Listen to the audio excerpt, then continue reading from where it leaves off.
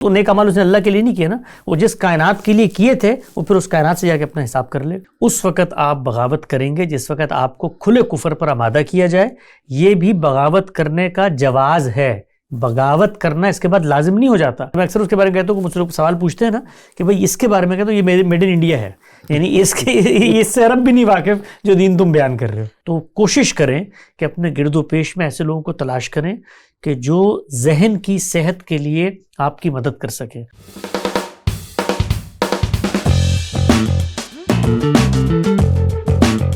السلام علیکم. ہم نے جب اناؤنس کیا کہ جاوید مقامدی صاحب آ رہے ہیں ہماری پوڈ کاسٹ پہ تو لوگوں نے 500,000 سوال بھیجے ہیں. وقت کی قلت کی وجہ سے ہم جتنے سوال کر سکے اتنی ہم نے کوشش کی, اور آج ہم اگر قامدی سینٹر آف لرننگ میں بیٹھے ہوئے ہیں تو دا نیکسٹ بیسٹ تھنگ ہمارے ساتھ ہیں. تھیولوجن ہیں, ریسرچر ہیں, عربک لینگویج کے اوپر مہارت حاصل کرتے ہیں, اور قامدی سینٹر آف لرننگ کی دیکھ بھال کے بھی ذمہ دار ہیں حسن الیاس. آپ پہلے بھی ان کو پوڈ کاسٹ پہ دیکھ چکے ہیں. کیسے ہیں سر آپ؟ بہت شکریہ جناب, آپ خیریت سے ہیں؟ ویلکم. نہیں سر, بہت مہربانی سر. لوگوں نے بہت سارے سوال پوچھے تھے تو میں وجہ سمجھا کہ آپ سے بھی ہم تھوڑی جاننا چاہیں ان کے جواب. سوال یہ ہے کہ اگر آج کل کے دور میں بچے ہم سے پوچھیں, مذہب کے بارے میں سوال کریں, یہ جانتے ہوئے کہ ہم استاد محترم سے بہت زیادہ انسپائرڈ ہیں اور ریلیجن سمجھنے کی کوشش کرتے ہیں, تو ایسی صورت میں کس طرح ان کو یہ بات سمجھائیں کہ ہم اس قابل نہیں ہیں, چاہے میرا بیک گراؤنڈ کمیونیکیشن سے ہے, مگر ایسے حساس ایشوز پہ محبت کے انداز سے کیسے بیان کروں؟ جی دیکھیے, بچوں کی سطح پر جب آپ کوئی کمپلیکس آئیڈیاز کو کمیونیکیٹ کرنا چاہتے ہیں تو آپ کو یہ دیکھنا ہوتا ہے کہ ہر آئیڈیا کی ڈیفرنٹ لیئرز اور ڈیفرنٹ سطحیں ہوتی ہیں. مثلا دین کا ایک پورا اوور آل کانسیپٹ ہے, خدا کے وجود کا کانسیپٹ ہے, پروفٹ ہوڈ کا کانسیپٹ ہے. پھر اس کے بعد جب آپ دین کو سمجھ لیتے ہیں تو اس کے اندر لیئرز ہیں, اس کے اندر آرگومنٹیشن ہے, اس کے اندر بعض کانفلکٹ کے میٹرز ہیں, اس کے اندر بعض انٹرنیشنل معاملات ہیں. تو ہمیں ہمیشہ یہ دیکھنا ہوتا ہے کہ ہم بچے کو اس کی ذہنی سطح کے لحاظ سے اور جتنی معلومات اس وقت درکار ہے وہ کمیونیکیٹ کریں. اس کے بعد ہوتا کیا ہے, بچے کے اندر آپ وہ اسکل ڈیولپ کریں کہ وہ ان بڑے نظریات کو جب اس کا اپنا شعور پختہ ہو جائے تو براہ راست ان لوگوں کی زبانی سمجھنے کی اہلیت رکھتا ہو جو اس کو بیان کرنے کی مہارت رکھتے ہیں. آپ یہ دیکھیے کہ دنیا کے ہر میدان میں, سائنس کے میدان میں, میتھمیٹکس کے میدان میں, اب امی ہیں ابو ہیں بچوں کو بیسک کانسیپٹس بتا دیں گے, لیکن جیسے ہی اس کے کوئی کمپلیکس سوال پیدا ہوگا تو یہ دیکھا جائے گا کہ کیا اس وقت اس چیز کو سمجھنے کی صلاحیت رکھتا ہے. تیسری چوتھی پانچویں کلاس کا بچہ کبھی نظریہ اضافت کے بارے میں نہیں جان سکے گا, لیکن وہ کیا کرتا ہے, وہ لینگویج سمجھتا ہے, وہ کمیونیکیشن کے موڈ سمجھتا ہے, اور پھر جب موقع ملتا ہے تو ان لوگوں تک جو بڑے لوگ ہیں وہ اپنی بات کمیونیکیٹ کرتے ہیں. تو ہماری ہمیشہ سے یہ درخواست رہتی ہے ان والدین سے جو قامدی صاحب سے متاثر ہیں کہ آپ کچھ نہ کریں, آپ بچوں کو صرف لینگویج سکھا دیں. وہ لینگویج سکھا کے جب وہ تھوڑے سے بڑے ہوں گے, شعور پختہ ہوگا, آٹومیٹڈ پروسیجن کا ان کے اندر عمل ہوگا, تو ہم جیسے لوگ طالب علم ان سے براہ راست کمیونیکیٹ کر کے ان کمپلیکس ایشوز کو ان کی آرگومنٹیشن کے ساتھ کمیونیکیٹ کر دیں گے. یہ اکثر ماں باپ اگر ڈر جاتے ہیں کہ بچہ کوئی اس قسم کا سوال پوچھ لے جو بظاہر ایسا لگے کہ وہ ایتھیزم کی طرف جا رہا ہے, کیونکہ بچپن میں تو آپ کے بہت سارے سوال ہوتے ہیں, تو ایسے سوالوں کو ڈسکریج کرنا چاہیے جو پاکستان میں کیا جاتا ہے, یا آپ کی نظر میں انکریج کرنا چاہیے؟ بچوں کو ہمیشہ انکریج کرنا چاہیے, جس کی وجہ یہ ہے کہ آپ جتنا ڈسکریج کریں, جو کیوریوسٹی ہے وہ اپنا راستہ خود بناتی ہے. کچھ عرصے بعد کیا ہوگا کہ آپ کا ان کے ساتھ کمیونیکیشن گیپ اتنا بڑھ جائے گا کہ وہ آپ کے سامنے سوال ہی نہیں رکھیں گے. سوال کبھی ختم نہیں ہوتا, اور سوال کے بارے میں یاد رکھیں کہ سوال آسمان سے پیدا نہیں ہوتا. سوال اصل میں جس انوائرمنٹ, جس ماحول میں آپ بیٹھے ہیں وہ وہاں کی پروڈکشن ہوتی ہے. ایک بچہ باہر نکلتا ہے, وہ لوگوں کی زبانی بہت سارے سوالات سنتا ہے, اعتراضات سنتا ہے, اس کے ذہن میں کچھ چیزیں خود بخود پیدا ہونی شروع ہو جاتی ہیں.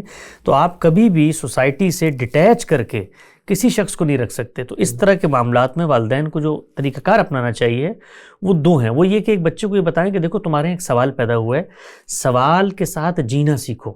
ہمارے یہاں یہ بھی ہوتا ہے کہ آپ نے ایک بات کہیں سے سنی ہے, کسی بچے نے اسکول میں آ کے مجھے رچرڈ ڈاکنز کی کوئی بات بتا دی, اب وہ میں اس کو لوں گا اور لینے کے بعد جو کچھ میرے ارد گرد نظریات, پری کنسیوڈ نوشنز ہیں, ان کو لے کے ریجیکٹ کرنا شروع کر دوں گا. تو والدین کو بچوں کو یہ سکھانا چاہیے ہے کہ دیکھو تمہارا جو سوال ہے بہت جینون ہو سکتا ہے، مجھے ممکن ہے اس کا جواب نہ آتا ہو، یہ بھی ممکن ہے کہ سوسائٹی میں فی الوقت تمہیں کوئی مطمئن نہ کر سکے، لیکن اس کی بنیاد پر اگر تم تمام نظریات کی تردید کر دو گے تو تم بھی اسی مقام پہ کھڑے ہو جاؤ گے جہاں پر اس وقت کوئی ایک مذہبی آدمی کھڑا ہے جس کی بات تمہیں سمجھ میں نہیں آ رہی، اور کل جب تم سے گفتگو ہوگی آرگومنٹ کی بنیاد پہ تو تم اس کو قبول نہیں کرو گے۔ تو بچوں کو ہمیشہ اسپیس دینی چاہیے، والدین کو انہیں سکھانا چاہیے، اور اب تو اتنا زبردست ذریعہ کھل چکا ہے معلومات کی رسائی کا، ہر سطح پر روابط قائم ہو سکتے ہیں، اسکالرس کے ساتھ میٹنگز ہو سکتی ہیں۔ ہم ایک چیز اس میں بڑی کوتاہی کرتے ہیں بالعموم، وہ یہ ہے کہ بچوں کی اس کیوریوسٹی کو چینلائز کرنے کی کوشش نہیں کرتے۔ ہر جگہ پہ، ایون کراچی جیسے شہر میں، بلکہ میں تو پاکستان جاتا ہوں تو مجھے گاؤں دیہاتوں میں ایسے اچھے لوگ مل جاتے ہیں وزڈم والے، کہ جن کے پاس اگر آپ جائیں نالج شیئر کریں تو آپ کو کنیکٹ کرتے ہیں جو بڑے سائلوز ہیں جن کے اندر نالج کی پروڈکشن ہو رہی ہے۔ تو بچوں کو ایک تو اس طرف لے کے جائیں، دوسرا اسکل ڈیولپ کریں، ان کے اندر تعصبات پیدا نہ ہونے دیں۔ اکثر ایسا ہوتا ہے کہ آپ کے بہت سارے نظریات ہیں جو آپ پریکٹس کر رہے ہوتے ہیں، بچوں کو سمجھ میں نہیں آ رہا ہوتا، بچہ اس پہ سوال کرتا ہے تو ہم اپنے کلچرل بائسز کی وجہ سے اس کو پریشرائز کرتے ہیں، یہ کام بھی نہیں ہونا چاہیے۔ اور اس میں والدین ڈر بہت جاتے ہیں، میں نے دیکھا خود ہمارے یہاں پہ بچے ہیں، ایک بحیثیت باپ کے ایک بڑی انسیکیورٹی ہوتی ہے کہ یار آج اس نے مثال کے طور پہ شلوار قمیض چھوڑا ہے، کل یہ نماز بھی چھوڑ دے گا، پرسوں تو میرے خاندان میں اس کا نکاح بھی نہیں ہوگا، تو میں تو بالکل کٹ جاؤں گا۔ اس میں بہت ساری چیزیں وقتی نوعیت کی ایک الیل ہوتی ہے، بچے میں پیدا ہوتی ہے، آپ اس کو اس کے حال پہ چھوڑ دیں، وہ خود اپنی جگہ پر بالکل واپس آ جاتا ہے۔ میں نے بھی بچپن سوال سے ہی کیا تھا اور اب میرا نکاح نہیں ہوا۔ یہ اچھا آغاز ہے اس پوڈ کاسٹ کا، کیونکہ پھر سوال ہر طرح کے آئے ہوئے ہیں، تو ہم نے آلریڈی لوگوں کو سمجھا دیا ہے کہ ہر طرح کے سوال آنے دیں۔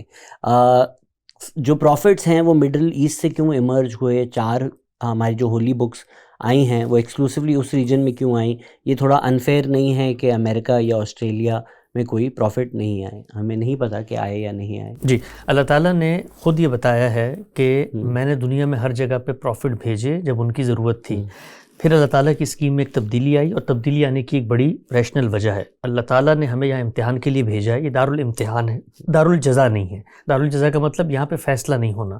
اب جب یہ دارالامتحان ہے تو امتحان کے لیے یہ لازمی ناگزیر تقاضا ہے کہ ہم سے جو سوال کیا جا رہا ہے، جو شخص سے سوال کر رہا ہے، اس کا اور ہمارا ایک پردہ درمیان میں حائل رہے، ورنہ تو حقیقت کھل جائے گی، اور جب حقیقت کھل جائے گی تو پھر امتحان کی کوئی گنجائش باقی نہیں رہتی۔ تو دنیا میں اللہ تعالیٰ نے پہلے یہ موڈ رکھا کہ ہر بستی، ہر قریہ، ہر نگر، ہر شہر، ہر گاؤں دیہات میں ایک پیغمبر کو بھیجتے تھے، وہ لوگوں کی تعلیم و تربیت کرتے تھے، رخصت ہو جاتے تھے۔ دنیا آگے بڑھی، سویلائزڈ معاشرتیں بننا شروع ہوئیں، متمدن معاشرے آگے بڑھے، ریاستوں کے وجود قیام، تو وہاں پر اللہ نے اپنی اس اسکیم کو چینج کیا، اور چینج کرنے کی وجہ یہ تھی کہ اگر اسی اسکیم کے تحت پیغمبر آتے رہتے تو وہ جو اللہ کا پردہ اور حجاب تھا وہ باقی نہ رہتا۔ آپ تصور کریں کہ آج کے دن ایک پیغمبر بیٹھا ہو اور لائیو فیس بک اسٹریم کے اوپر اللہ تعالیٰ کے سارے معجزات دکھا دے، تو پھر ایک ہی صورت ہونی ہے کہ اس کے بعد اللہ کا عذاب آنا ہے اپنے، اگر اس کو نہیں ماننا، اور کوئی پردہ حائل نہیں رہے گا کہ ہم اس کو کیسے جھٹلائیں، کیونکہ وہ معجزات دکھا رہا ہوگا۔ تو اللہ نے جس وقت دنیا اسٹیبلش ہسٹری کے دور میں داخل ہو رہی تھی، اس سے پہلے یہ اہتمام کیا کہ اب پیغمبروں کے سلسلے کا خاتمہ کر دینا ہے۔ تو پھر دنیا میں ہدایت کیسے پہنچے؟ تو 4000 سال پہلے اللہ کی اسکیم میں تبدیلی آئی کہ انہوں نے دنیا کے وسط میں، جس کو آپ مڈل ایسٹ کہتے ہیں، جس کے بارے میں انہوں نے سوال پوچھا ہے، دنیا کے وسط میں 2 قوموں کو وہاں پر بٹھایا، ان کی تشکیل ہوئی، ان کی آباد کاری کی گئی، اور ان کو ایک ذمہ داری دی گئی کہ اب پیغمبر نہیں آئیں گے، جو کام پیغمبر کرتے ہیں وہ کام اب تم نے کرنا ہے۔ تو ایک قوم کی تشکیل ہوئی کنعان کے علاقے میں، بالکل وسط ہے دنیا کا، اور دوسری کی تشکیل ہوئی مکہ کے علاقے میں، جو بھی دنیا کا وسط بنتا ہے۔ ایک ہی پٹی کے اوپر یہ 2 علاقے ہیں۔ ان 2 قوموں نے اپنی ذمہ داری ادا کرنی تھی اور پیغمبر کا سلسلہ ختم ہو جائے۔ بنی اسرائیل کو جو ذمہ داری دی گئی تھی وہ اس سے معزول نہ کر دیے جاتے، اور بنی اسماعیل جن کو جو ذمہ داری دی گئی تھی، جن کے انسسٹر رسول اللہ صلی اللہ علیہ وسلم کے انسسٹرز ہیں، ان کے شرک پیدا نہ ہو جاتا۔ تو اللہ تعالیٰ نے ایک اسکیم کے تحت پھر رسول اللہ صلی اللہ علیہ وسلم کو بھیجا، بنی اسرائیل نے اپنی ذمہ داری پوری نہیں کی تو وہاں سیدنا مسیح کو بھیجا اور ان کا خاتمہ کر دیا، اور یہاں رسول اللہ کو بھیجا اور رسول اللہ کو بھیج کے ایک کتاب دے دی، اور اس کتاب کو قوم کے حوالے کیا۔ اس کو قرآن مجید نے بتایا کہ یہ تم پر شاہد ہے اور تم پوری دنیا کے اوپر اب گواہ بنو گے۔ تو اب دنیا میں ہر جگہ موجود ہے، امریکہ میں بھی ہے، آسٹریلیا میں بھی ہے، کینیڈا میں بھی ہے، ازبکستان میں ہی ہے، کراچی۔ کیوں؟ کیونکہ پیغمبر جو چیز لے کر آتا ہے وہ کتاب ہے، وہ کتاب بالکل اسی صورت میں میرے پاس محفوظ موجود ہے جس طرح اس وقت مکے کے لوگوں کے سامنے تھی. تو پیغمبر کے آنے کی کوئی ضرورت باقی نہیں رہی. پیغمبر جو کام کرتے ہیں وہ قوم کے سپرد کر دیا گیا. پیغمبر جو پیغام لے کر آتے ہیں وہ پیغام آج میرے ہاتھوں میں موجود ہے، اس لیے پیغمبر کے آنے کی کوئی ضرورت نہیں. اور مڈل ایسٹ میں جو اتنے زیادہ پیدر پہ پیغمبر آئے اس کی وجہ یہ تھی کہ 2 قوموں کی تشکیل کرنی تھی، اس میں خاص کر اس لیے دیکھیں سیدنا ابراہیم کو امام الانبیاء کہا جاتا ہے، امام الرسل کہا جاتا ہے. یہ انہی کی آگے نسل ہے، بنی اسرائیل بھی بنی اسماعیل بھی آپ ہی کے بیٹوں کی آگے نسل ہے. تو اس وجہ سے پھر ان کی قوم میں پیغمبر بھیجے گئے تاکہ وہ قوم کی تشکیل کریں اور پیغام قیامت تک قوم کے سپرد رہے. اسلام کے اکارڈنگ اور اللہ کے احکامات کے مطابق اگر کوئی بندہ پورا نہیں اتر پاتا، فار ایگزامپل وہ نماز پڑھتا ہے لیکن پورا وقت نہیں پڑھتا، اور بھی ایسے کام جیسے پردہ کرنا اسلام کے مطابق ان کتنا فورس کرنا لازم ہے جبکہ وہ جانتا ہے اسلام اور خدا کے احکامات؟ انفورس کرنے کا ہمیں کسی نے حق نہیں دیا. دین میں جو احکامات دیے جاتے ہیں وہ 2 نوعیتوں کے ہیں. جو ایک فرد کو بطور فرد دیے گئے ہیں اس کا حساب اللہ تعالیٰ اس سے کریں گے، اور ایک وہ جو معاشرے کو، نظم اجتماعی کو، ریاست کو دیے گئے ہیں اس پر ریاست سیاست ان سے سوال بھی کر سکتی ہے. وہ بہت محدود احکامات ہیں. وہ اگر آپ ریاست سے متعلق کریں تو ریاست کے ذمہ کیا چیز ہے کہ اس نے جمعے کا اہتمام کرنا ہے، ریاست کے ذمہ کیا چیز ہے کہ اس نے زکوٰۃ کے علاوہ کوئی ٹیکس نہیں لینا، اس نے قومی املاک کے اندر املاک میں رہیں گے. اسی طریقے سے حدود کا اجرا کرنا جو اللہ کی سزائیں، اسی طریقے سے جہاد و قتال کا بندوبست کرے گی ریاست. یہ ریاست سے متعلق معاملات ہیں. باقی جتنے دین کے احکام ہیں وہ فرد سے متعلق ہیں. اگر وہ اس پہ عمل درآمد نہیں کرتا کوئی دوسرا اس کو فورس نہیں کر سکتا. تاہم اللہ تعالیٰ کی شریعت ہے، اللہ تعالیٰ اس سے پوچھیں گے. تو جو لوگ جن کے اس طرح کے معاملات ہیں ان کو اسٹرگل کرنی چاہیے. ہم میں سے کوئی بھی پرفیکٹ مسلمان نہیں ہوتا. اگر آپ 2 وقت کی نماز پڑھتے ہیں کوشش کریں 3 وقت کی نماز پڑھیں. اس میں جو سب سے اہم چیز ہے وہ یہ کہ یہ جتنے معاملات ہیں اللہ تعالیٰ کے، ان کے بارے میں ایک امید رکھی جا سکتی ہے کہ اللہ تعالیٰ شاید اس کو معاف کر دیں کیونکہ یہ ان کا حق تھا. لیکن یہ دین نے بتا دیا ہے کہ جو بندوں کے حقوق ہیں اگر اس کی حق تلفی ہوتی ہے تو اس کا معاملہ بندوں سے ہوگا. اور انسانوں کی جتنی ہم نفسیات جانتے ہیں دنیا میں تو وہ دنیا کا حق معاف نہیں کرتے، چاہے جائے کہ آخرت میں دنیا کا حق معاف کر دیں. تو اس میں کوشش یہ کرنی چاہیے کہ ہم بندوں کے حقوق میں کوئی کمی بیشی نہ کریں. اللہ کے ہاں بڑی اللہ تعالیٰ کی امید ہے، رجا ہے، اس میں بھی کوشش کرنی چاہیے کہ ہم آگے بڑھیں. اور اس میں ایک حل ہوتا ہے، اس میں آگے بڑھنے کا ایک ہی طریقہ ہے، اچھے لوگوں کی صحبت. انسان کو موٹیویشن چاہیے ہوتی ہے. آپ دیکھیں آپ کو نیا کام کرنا چاہیں تو آپ کو بیکنگ چاہیے ہوتی ہے اپنی کمیونٹی کی، اپنے ارد گرد کے لوگ. آپ جاگنگ بھی اکیلے نہیں کر سکتے، لوگوں نے گروپس بنائے ہوتے ہیں. یار ایک دوسرا آئے گا تو میرا ہاتھ بٹائے گا تو اس بہانے میں اٹھوں گا، ایک پریشر فیل کروں گا تو میں نکل جاؤں گا. تو نیک لوگوں کی صحبت جو ہے، اچھے دوست، اچھا علاقہ جہاں پر لوگ مل جل کے آپ کو نیکی کے لیے انکریجمنٹ کریں. کوئی نماز کے لیے ایک ساتھی بنا لے اپنے ساتھ جانے کے لیے. اور نماز میں جو کمی کوتاہی ہے اس کو دور کرنے کا بڑا آسان طریقہ ہے. کمی کوتاہی کیوں ہوتی ہے؟ سستی کی وجہ سے. یار میں اٹھوں گا، پھر وضو کروں گا، پھر اس کے بعد کپڑے بدلوں گا، پھر میں مسجد کی طرف جاؤں گا، پھر جو مولویوں نے بتا دیا ہے کہ اس کی 17 رکعتیں ہیں، گھنٹہ ڈیڑھ اس میں گزر جائے گا. پھر وہاں مسجد کے اندر لوگوں کا ایک ماحول ہے. نماز نام ہے حاضری کا. جس وقت اللہ کا اذن آ گیا، جہاں پر جس کیفیت میں ہے وہاں پر آپ حاضر ہو جائیں. 2 سے 3 منٹ لگتے ہیں نماز پڑھنے میں. اگر آپ گاڑی چلا رہے ہیں، گاڑی چلاتے ہوئے تیمم کریں، اشاروں سے نماز پڑھ لیں. اللہ تعالیٰ کو یہ نماز قابل قبول ہے. خود قرآن نے بتا دیا فرجالن اور رکبانا. اگر تم چلتے پھرتے بھی نماز پڑھ لو گے اس طرح کی حالت میں اللہ کے قابل قبول ہے. تو نماز کو آسان بنائیں، آسانی سے اپنے اوپر اس چیز کو طاری کریں کہ یار اس کو میں نے نہیں چھوڑنا. کہیں پر موقع نہیں ہے تو کوشش کریں پہلے پڑھ لیں. کہیں پر آپ سفر پہ جا رہے ہیں، کہیں کوئی مشقت ہے، 2 نمازوں کو ملا کر پڑھ لیں، اس کی اجازت ہے. آدھی کر کے پڑھ سکتے ہیں اگر کوئی افراتفری آپت آتی ہے تو کوشش کریں کہ ایک دفعہ جب جڑ جائیں گے نماز سے تو نماز کبھی نہیں چھوٹے گی. آپ کہہ رہے ہیں کہ جہاز میں آئل بند کرنے کی ضرورت نہیں، اپنی کرسی پہ بیٹھے بیٹھے بھی بالکل ایسے. اور آپ کہہ رہے ہیں میں اپنی صحبت بہتر کر لوں تو میں بھی جاگنگ کر سکتا ہوں. ہاں بالکل ایسے ہی ہے. Is it okay to have non-Muslim roommates and share meals with them? ہم اپنا کھانا تو ان کو دے سکتے ہیں اگر ان کو کوئی اعتراض نہیں ہے. ان کے کھانے کے بارے میں البتہ قرآن مجید نے ہمیں بتا دیا ہے کہ اگر وہ کسی کی جان لے کر گوشت حاصل کیا گیا ہے تو ہمارے دین میں کسی جانور کی جان اللہ کے اذن کے بغیر نہیں جا سکتی. اتنی حرمت ہے. انسان تو انسان، جانور کی جان کی بھی حرمت ہے. چنانچہ یہ لازم کر دیا گیا ہے کہ اگر وہ جانور کا گوشت کھاتے ہیں کسی غیر مسلم کے دسترخوان پہ تو اس کا تزکیہ ہونا چاہیے، یعنی خون نکلنا چاہیے، کیونکہ خون درندگی کی علامت ہے. دین ہمارا پاکیزگی چاہتا ہے. ہمارا جو دین ہے اس میں ہر حکم، جس طرح بھی آپ نے ایک سوال کیا میں اس کا جواب دے رہا ہوں، ہمارے دین کے اندر کوئی بھی چیز کسی بزرگ فلسفی دانا حکیم کے متفرق اقوال ذریع پہ مشتمل نہیں ہے. یعنی ہمارا دین بدھا کے اقوال پہ نہیں ہے، ہمارا دین کسی دیومالائی کہانی کے اوپر نہیں ہے، جیسے تاؤ مذہب ہے، شنتو مذہب ہے، یا کسی توہم پہ نہیں ہے کہ ہم فنگ شوئی پہ بیٹھے ہیں، ایک تصور پیدا ہوا، ہر چیز الگ الگ نہیں، ہر سوال کا جواب ایک نقطہ پرکار کے ہدف پر جاتا ہے، اور وہ کیا ہے؟ پیورٹی، پاکیزگی. تو اللہ ہر چیز میں پاکیزگی چاہتا ہے. تو غیر مسلم کے دسترخوان پہ اگر جانور آتا ہے، اللہ یہ کہتا ہے کہ یہ پاکیزگی کے خلاف ہے کہ اگر اس کا خون نہیں نکلا ہوا، خون درندگی کی علامت ہے، تو خون نکلے گا یعنی تزکیہ ہوگا اس کا، اور تسمیہ، اس نے بسم اللہ پڑھ کے کاٹا. وہ یہودی کرتے ہیں، اسی لیے کوشر اگر یہودی آپ کا روم میٹ ہے بے تکلف کھائیں، لیکن اگر کوئی مسیحی ہے تو اس سے پوچھیں کہ تم تزکیہ تو کرتے ہو، خون نکالتے ہو، تم بسم اللہ بھی پڑھ لیا کرو اللہ کے نام پہ، تو میں ضرور کھا لوں گا. آج کل تو اگر مسلمان یہودی روم میٹ ہیں تو شاید ساتھ کھانا کھانا مشکل ہی ہوگا. یہ خود بہت بڑی خبر ہوگی، یہ بہت مشکل ہی ہوگا. As a law student, a previous advocate and current judiciary aspirant, the laws are quite contrary to Islam in some manners, especially the family laws as sovereign the state has provided. میرے خیال سے وہ کہہ رہے ہیں کہ کسی ایسے ملک میں ہیں جہاں قانون جو ہیں وہ اگر اسلام سے ہٹ کر ہیں تو اس جوڈیشل سسٹم میں اگر آپ کا رول ہے یا آپ پڑھ رہے ہیں، یہ جائز ہے؟ جی بالکل جائز ہے، اس لیے کہ آپ وہاں پر لیجسلیشن کی جگہ پر نہیں کھڑے ہوئے. اگر آپ اس ملک کے لیجسلیٹر ہیں تب آپ نے شہادت دینی ہے حق کی، جس دین کو آپ درست سمجھتے ہیں وہ آپ نے بیان کرنا ہے. لیکن اگر آپ وہاں پہ وکیل ہیں تو آپ سروسز مہیا کر رہے ہیں. اور ہمارے دین میں ایک اصول ہے، لا یکلف اللہ نفسا الا وسعہا، آپ پر حد وسع، آپ کی جو کیپیسٹی ہے اس سے زیادہ کوئی ذمہ داری نہیں ڈالی گئی. تو ہم جو ہیں وہ اس کے مسئول نہیں ہے کہ وہ قانون مسلم لا ہے یا وہ مثال کے طور پہ کوئی اسلام کے خلاف لا بنائے. ہمارا کام ہے اس لا کے مطابق لوگوں کو ریلیف دینا، جو بھی وہ لا ہے.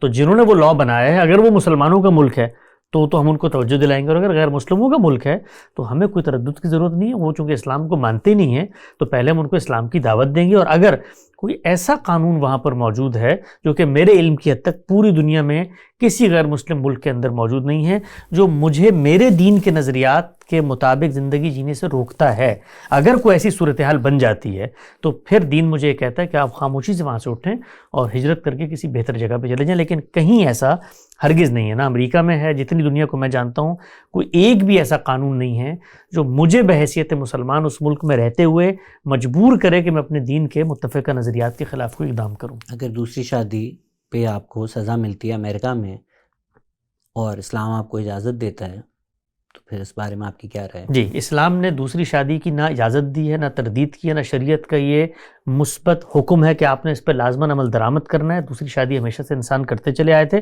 اسلام نے ان پہ پابندی نہیں لگائی تو اب ریاست پابندی لگاتی ہے. کس وجہ سے لگاتی ہے؟ وہ لگاتی ہے کہ حق تلفی ہوتی ہے.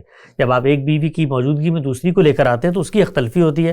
تو آپ اس قانون سازی کے اوپر اعتراض کر سکتے ہیں. یہ اعتراض تو میں مسلم ممالک میں بھی کرتا ہوں، 10 چیزوں میں مجھے اعتراض ہوتا ہے، لیکن یہ مجھے مجبور نہیں کر رہا کہ مثال کے طور پہ تم نے 4 سے زیادہ شادیاں کرنی جو ہمارے دین میں ممنوع ہے.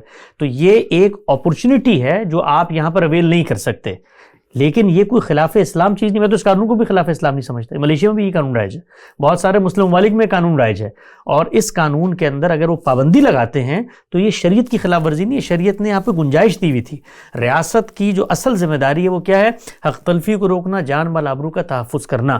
تو یہاں پر کیا ہوتا ہے؟ حق تلفی ریاست محسوس کر رہی ہوتی کہ دوسری عورت کی ہو رہی ہے، تو وہ یہاں پر آ کر قانون بنائی تھی. اس قانون میں بھی ترمیم کی گنجائش ہے، دیکھنا چاہیے. بہت ساری جگہوں پہ دوسری شادی بڑی جینوئن ریزن سے ہو رہی ہوتی ہے.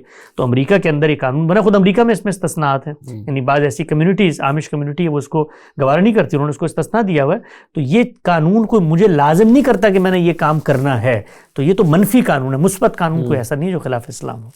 Ask him if he believes in angels and other creatures. بالکل، اللہ تعالیٰ نے ہمیں یہ بتایا ہے کہ اللہ کے پیغمبر جب دنیا میں آتے ہیں تو اللہ تعالیٰ ان کے ساتھ جو رابطہ قائم کرتا ہے وہ فرشتوں کے ذریعے سے ہوتا ہے. تو ہم اینجلز پر پہلے ایمان نہیں لاتے، ہم پہلے ایمان سب سے پہلے خدا پر لاتے ہیں. اور خدا کا تعارف زمین پہ کیا بنتا ہے؟ پیغمبر. اور پیغمبر کا تعارف کیا بنتا ہے؟ قرآن مجید. تو ہم خدا کی کتاب کو پڑھتے ہیں. ہمیں انسانوں نے یہ بتایا، ہم یہاں سوسائٹی میں موجود ہیں، کہ بھائی ایک پیغمبر آیا تھا، وہ کہتا ہے میں اللہ کی طرف سے آیا تھا. تو میں نے تو نہ اس پیغمبر کو دیکھا، نہ اس فرشتے کو دیکھا جو اس تک آیا تھا. میرے سامنے صرف اس کا پروڈکٹ اور کانٹینٹ ہے، اور وہ ہے قرآن مجید.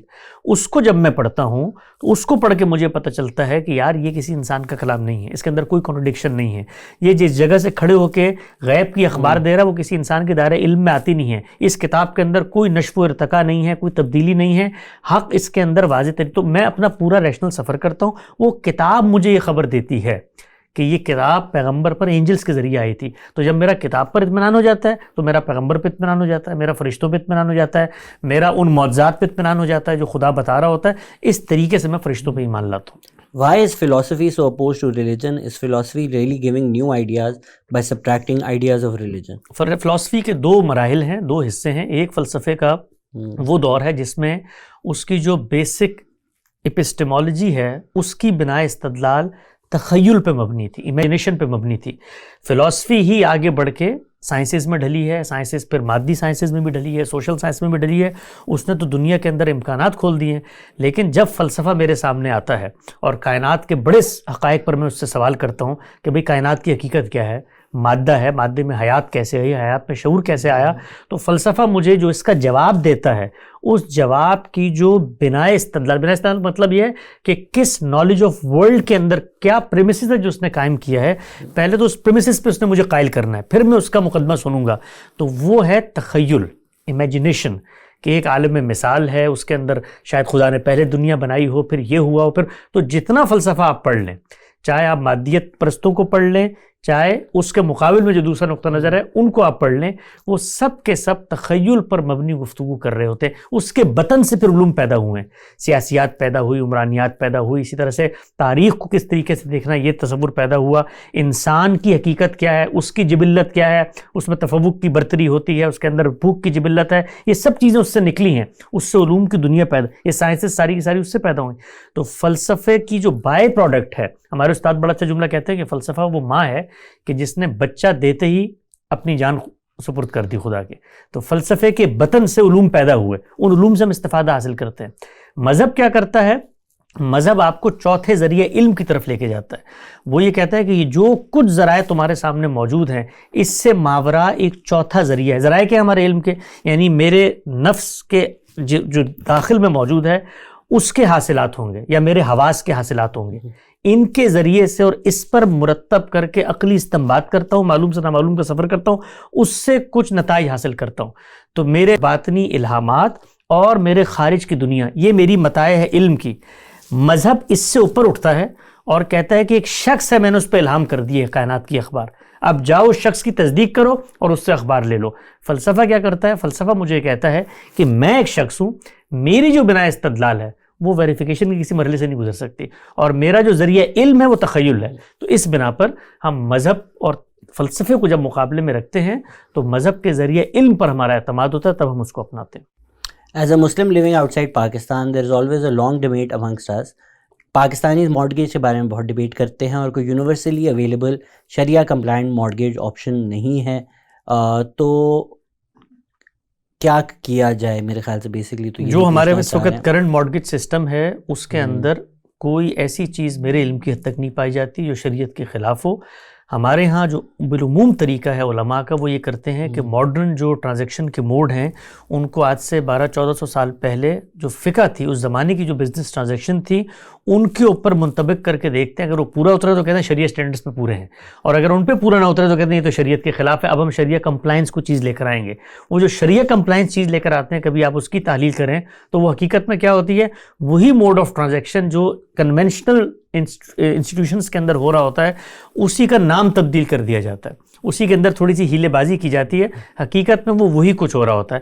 تو ہم اس چیز کی دعوت دیتے ہیں کہ جو بھی آپ کے سامنے موجودہ ماڈرن بینکنگ سسٹم ہے جب سامنے آتا ہے, اس کے بہت سارے محاسن ہے جس نے انسانوں کو یہاں تک پہنچا دیا. آپ دیکھیے بینک کیا کرتا ہے, بینک تنظیم زر کرتا ہے, آپ 5 روپے دیتے ہیں, یہ 5 روپے دیتے ہیں, اتنا بڑا پول بنتا ہے کہ اب وہ دنیا بھر میں اگر کوئی کاروبار کرنا چاہتا ہے تو وہاں سے فائنینسنگ لیتا ہے تو کاروبار کر لیتا ہے. تو یہ ذہن میں رکھیں کہ پرنسپل سیکیورڈ فائنینسنگ 100% جائز ہے. آپ نے کسی کاروبار میں پیسہ لگایا اور اس شرط کے ساتھ لگایا کہ میرا اصل رقم, اصل زر محفوظ رہے گا, نقصان میں شریک نہ ہو, صرف نفع میں شریک ہوں, بالکل جائز ہے. اسی طریقے سے ایسٹیمیٹڈ منافع, تخمینی منافع آپ لے لیتے ہیں, یہ بھی بالکل جائز ہے. مارگیج کے اندر کیا ہوتا ہے کہ میں یہ صلاحیت نہیں رکھتا تھا کہ جا کر ایک پراپرٹی خرید لوں. ایک ادارہ وہاں پہ آتا ہے, وہ یہ کہتا ہے کہ میں ایک زمین, ایک جگہ, ایک گھر خریدتا ہوں اور گھر خرید کر تمہارے حوالے کر دیتا ہوں کہ تم اس میں رہو اور 30 سال 40 سال میں ایک ساتھ میں مجھے پیسہ ادا کر دو. یہ معاملہ اگر میرے ساتھ کوئی خارج میں انسان کرے تو میں پوری زندگی جھولی اٹھا کے اس کو دعائیں دوں, دوں گا نہ دوں یار, مطلب میں نے تو وہاں کرایہ دینا تھا ہر مہینے, اور وہ کرایہ میرے کوئی ملکیت میں شمار بھی نہ ہوتا. یہ تو میرے اوپر احسان ہے کہ ایک انسٹیٹیوشن آگے بڑھا, اس نے مجھے کہا کہ بھائی تم لے لو, 30 سال میں مجھے تم یہ پیسے دے دینا. اب جو 30 سال میں وہاں پہ رہ رہا ہوں اس کا بھی کوئی کرایہ ہوگا کہ نہیں ہوگا؟ تو وہ جو کرایہ ہے وہ کرایہ اصل رقم میں شامل کر کے بینک آپ سے وصول کرتا ہے. یہ معاملے کی حقیقت ہے. پھر اس کے اندر بینک چونکہ خود ایک پس منظر میں بنا ہے تو پرانی ٹرمینالوجی اس کے اندر چل رہی ہیں, وہ انٹرسٹ کی ہیں, وہ اس طرح کی چیزیں ہیں, ان کو وقت کے ساتھ ساتھ ٹھیک ہونا چاہیے. لیکن حقیقت کے اعتبار سے ہمیشہ معاملے کو دیکھنا چاہیے. اگر کوئی بکری شیر کی کھال پہن کے آ جائے تو وہ شیر نہیں بن جاتی. تو اگر بینک کسی چیز کو انٹرسٹ کہتا ہے تو اس کے کہنے سے انٹرسٹ نہیں بن جاتا, اس کی حقیقت کو دیکھنا چاہیے. تو انٹرسٹ ہمیشہ ہوتا ہے قرض پر. جب بھی میں قرض لوں گا اس پہ 1 روپیہ زیادہ نہیں لے سکتا. تو نہ کاروبار کے اندر کوئی انٹرسٹ ہوتا ہے اور نہ اس طرح کے معاملات جہاں پر آپ ہائر اینڈ پرچیز کر رہے ہوتے ہیں اس میں کوئی انٹرسٹ ہوتا ہے. What happens with moral, kind and genuinely good non-Muslims in the afterlife? اگر تو نان مسلم اللہ کی خاطر یہ سارے اچھے اعمال اپناتے ہیں تو اللہ ان کو اس کا اجر دے گا. اور نان مسلموں کے بارے میں اللہ تعالیٰ نے ہمیں بتا دیا ہے کہ ہر وہ آدمی جس کو دنیا میں بھیجا گیا ہے اس کے لیے ایک امتحان ہے, اور امتحان اس کے علم کے مطابق ہے. لیبلوکم فیما آتاکم. اور دوسری جگہ قرآن مجید نے ارشاد فرمایا ہے کہ یہ میں نے زمین اور آسمان اس لیے بنائے ہیں تاکہ میں دیکھوں کہ کون اچھا عمل کرتا ہے. پھر نجات کا کرائٹیریا اس نے بتا دیا ہے کہ ہر وہ شخص جو اللہ پر ایمان لاتا ہے, روز جزا پر ایمان لاتا ہے اور اللہ تعالیٰ کی اسکیم کے مطابق نیکی کرتا ہے, اس کے لیے نجات ہے اور وہ کسی جرم کا ارتکاب نہیں کرتا. تو اگر کوئی نان مسلم جانتے پوچھتے حق کا انکار نہیں کر رہا, اس تک پیغمبر کی خبر پہنچی نہیں ہے, اور جو اخلاقیات اس تک پہنچی ہے, جو حق اس تک پہنچا اس پہ وہ عمل درآمد کرتا ہے, تو اللہ تعالیٰ روز جزا اس کے علم کی رعایت سے اس کا فیصلہ کریں گے اگر اس نے اللہ کے لیے کیا. لیکن اگر کوئی ایتھیسٹ ہے تو وہ تو کسی خدا کو مانتے نہیں ہے, تو اس کے بہاف پر یہ سوال پوچھنے کی ضرورت بھی نہیں ہے کہ اس کے ساتھ روز قیامت اللہ تعالیٰ اس کے وہ تو نیک عمل اس نے اللہ کے لیے نہیں کیا نا, وہ جس کائنات کے لیے کیے تھے وہ پھر اس کائنات سے جا کے اپنا حساب کر لے. پلیز آسک ہم which تفسیر does he recommend? دیکھیے میں تو اپنے استاد جناب غامدی صاحب کی تفسیر پڑھتا ہوں, لیکن میں ہمیشہ عام اسٹوڈنٹس کو یہ کہتا ہوں کہ آپ 2-3 تفاسیر کا تقابلی مطالعہ کریں. اگر آپ تفسیر پڑھنے, اگر آپ قرآن کا ترجمہ پڑھنا چاہتے ہیں تو سادہ ترجمہ کسی کا بھی اٹھا لیں, وہ پڑھنا شروع کر دیں, کاپی پینسل لیں, 10-15 جگہوں پہ سوالات پیدا ہوں گے. وہ مشکلات القرآن ہے, اس میں کانٹیکس کو سمجھنے میں امت میں غلطی ہوئی ہے. اس کے بعد آپ تقابلی مطالعہ. لیکن آپ باقاعدہ اگر تفسیر پڑھنا چاہتے ہیں تو ہمارے ہاں 3 رجحانات ہیں. ایک رجحان سلفی فکر کا ہے جو آثار اور روایات کے ذریعے قرآن کی انٹرپریٹیشن کرتی ہے. ایک نقطہ نظر ہمارے ہاں فقہی تعبیر کا ہے, ایک صوفیانہ تعبیر کا ہے. یہ 3 ڈومیننٹ نقطہ نظر ہے. چوتھا ہمارا ہے جو قرآن ہی کے ذریعے اصل حقیقت کو اپناتے ہیں. تو ان تینوں چاروں کی نمائندہ تفسیریں موجود ہیں. آپ اگر بہت آسان تفسیر چاہتے ہیں غامدی صاحب کی البیان اٹھا لیں, اس کے مقابل میں مفتی تقی عثمانی صاحب کی تفسیر ہے, اس کو آپ رکھ سکتے ہیں. اسی طریقے سے عالم عرب کے کسی عالم کی جو سعودی عرب سے چھپتی ہیں تفاسیریں جو مکہ سے چھپتی ہیں, وہ کسی سلفی عالم کی اٹھا لیں اور تقابلی طور پہ پڑھتے چلے جائیں. اور اس کو پڑھنے سے پہلے ایک دفعہ 2-4 گھنٹے کی ساری مشق ہے, ان کی پرنسپل انڈرسٹینڈنگ سمجھ لیں کہ یہ لوگ قرآن مجید کی تفسیر کے رولز کے اپنے لیے سیٹ کرتے ہیں. تو وہ غامدی صاحب نے بیان کیے 15-20 منٹ سمجھنے کی اصول ہے, وہ سمجھ لیں تو اس کے بعد آسانی ہوگی آپ کو. آپ کی حضرت لوط علیہ السلام کی کہانی کے بارے میں کیا رائے ہے؟ کیا وجہ سوڈمی اور ریپ تھی یا ہومو سیکشولیٹی تھی؟ سیدنا لوط علیہ السلام جو ہیں ان کی قوم پر اللہ عذاب لے کر آیا. ہر وہ قوم جو پیغمبر کی قوم ہوتی ہے اس کے اندر کچھ ایولز پیدا ہوتے ہیں. عذاب کی پیور وجہ صرف وہ ایولز نہیں ہوتے, بلکہ پیغمبر کی موجودگی میں, پیغمبر کی تنبیہ کے بعد اس کے انکار کے نتیجے میں عذاب آتا ہے. اللہ تعالیٰ نے اس اسکیم کو قرآن مجید میں جا بجا بیان کیا ہے. وَمَا كُنَّا مُعَذِّبِينَ حَتَّىٰ نَبْعَثَ رَسُولًا. ہم اس وقت تک عذاب نہیں دیتے جب تک ہم رسول نہ بھیج دیں. کیوں؟ لِأَلَّا يَكُونَ لِلنَّاسِ عَلَى اللَّهِ حُجَّةٌ بَعْدَ الرَّسُولِ. یہ رسول آ کر لوگوں کو کنکلوسیو آرگومنٹ دیتا ہے اور پھر اس کے بعد اللہ کا عذاب آتا ہے. تو نوح علیہ السلام کی قوم ایک سوشل ایول میں مبتلا تھی.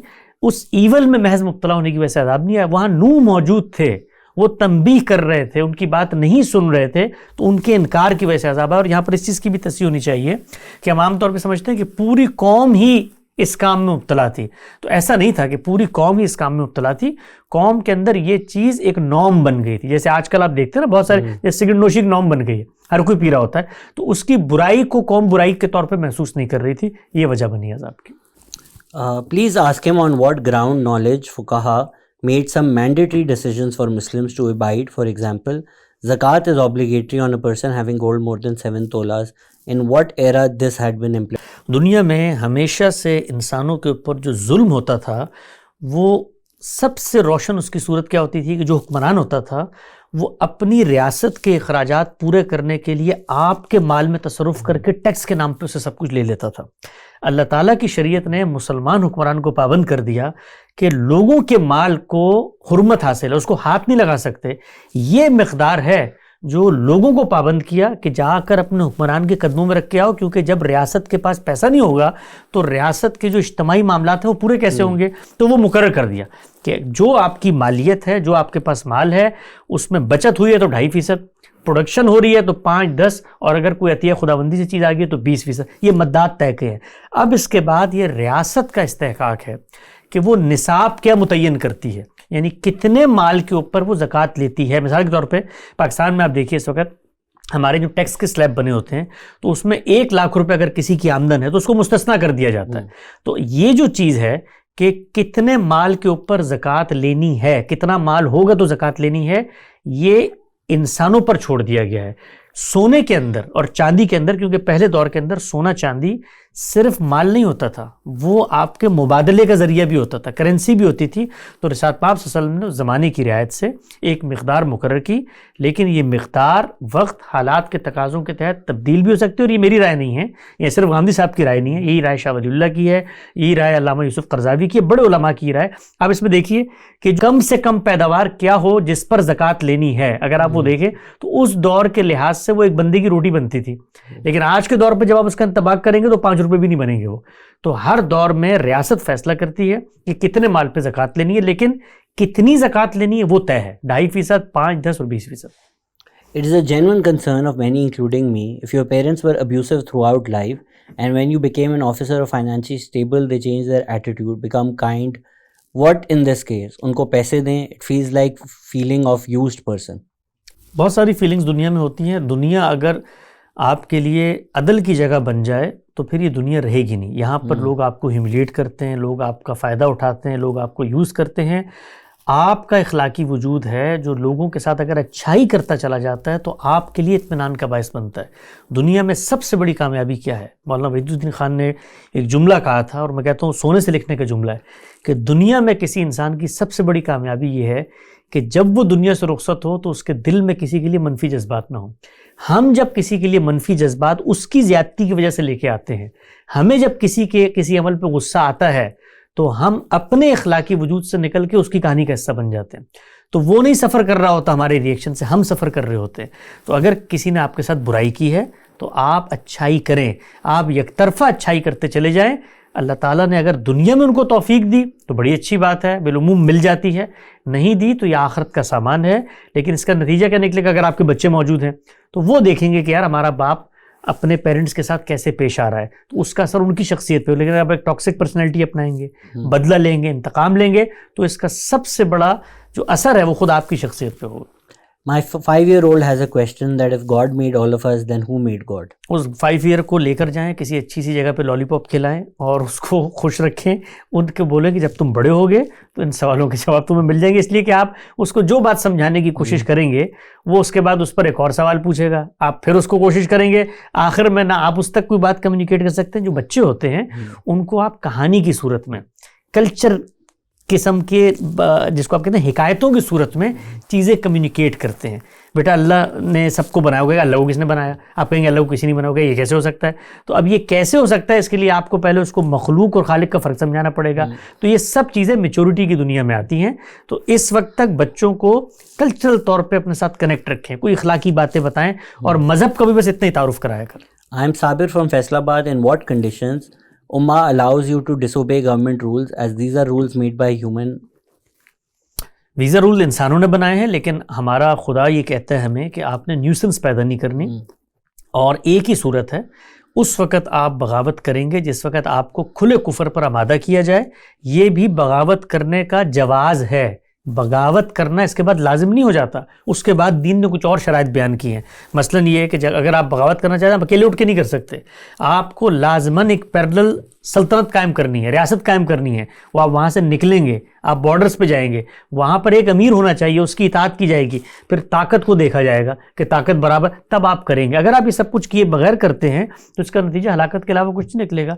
तो दुनिया में ये जो वीज़ा रूल्स हैं, ये बात ठीक है कि इंसान के जो बुनियादी हुकूक हैं उनमें ये चीज़ शामिल है कि नकल मकानी की उसको इजाज़त होनी चाहिए, और यही वो चीज़ है जिस पर किसी को पाबंदी नहीं लगानी चाहिए। हमारे जो नेशन स्टेट की इस तकसीम के अंदर ये पाबंदी आयद कर दी गई। अगर आप उनका मौक़िफ़ सुने तो कहते हैं भाई हमने तो इजाज़त दी हुई है, वीज़ा रिस्ट्रिक्शन के लिए नहीं है, वेटिंग के लिए। हम ये देखते हैं कि कोई मुजरिम ना आ जाए, कोई इस तरह की चीज़ें ना आ जाए, लेकिन बाहर के फेक नौयत की पाबंदी तो है।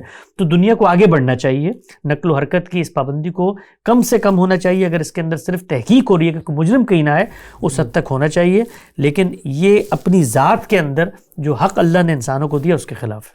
क्या औरत लीडरशिप रोल्स ले सकती हैं? बिल्कुल ले सकती है। हमारे यहाँ बड़ी गलत फहमी है। रसूलुल्लाह सल्लल्लाहु अलैहि वसल्लम से मंसूब एक हदीस है, आप सल्लल्लाहु अलैहि वसल्लम अल्लाह के पैगंबर थे, उन्होंने खतूत लिखे, इत्माम हुज्जत किया। इस तरह फ़ारिस की सल्तनत, ये जो कसरा की सल्तनत थी, यहाँ पे खतूत लिखे, और ख़त लिखने के बाद आप सल्लल्लाहु अलैहि वसल्लम के जो अल्टीमेटम था, जो दावत थी, उसको फाड़ के फेंक दिया, और फिर कुछ अरसे बाद उसको वहाँ पर कत्ल करके उसी ख़ानदान की एक औरत को वहाँ का हुक्मरान बना दिया गया। उस कॉन्टेक्स्ट में साथ आप सल्लल्लाहु अलैहि वसल्लम ने फरमाया है कि इस कौम के लिए अब ज़िल्लत महकूमी का अज़ाब लिख दिया गया है, ये निजात नहीं पा सकती जिसका हुक्मरान औरत तक को बना दिया गया है। तो इस पस मंज़र में ये बात है, यहाँ पर ना औरत की हुक्मरानी के अदम जवाज़ पर कोई गुफ्तगू की गई है। कुरान मजीद को आप पढ़ जाएँ, हर चीज़ अल्लाह ताला बराबर कहते हैं।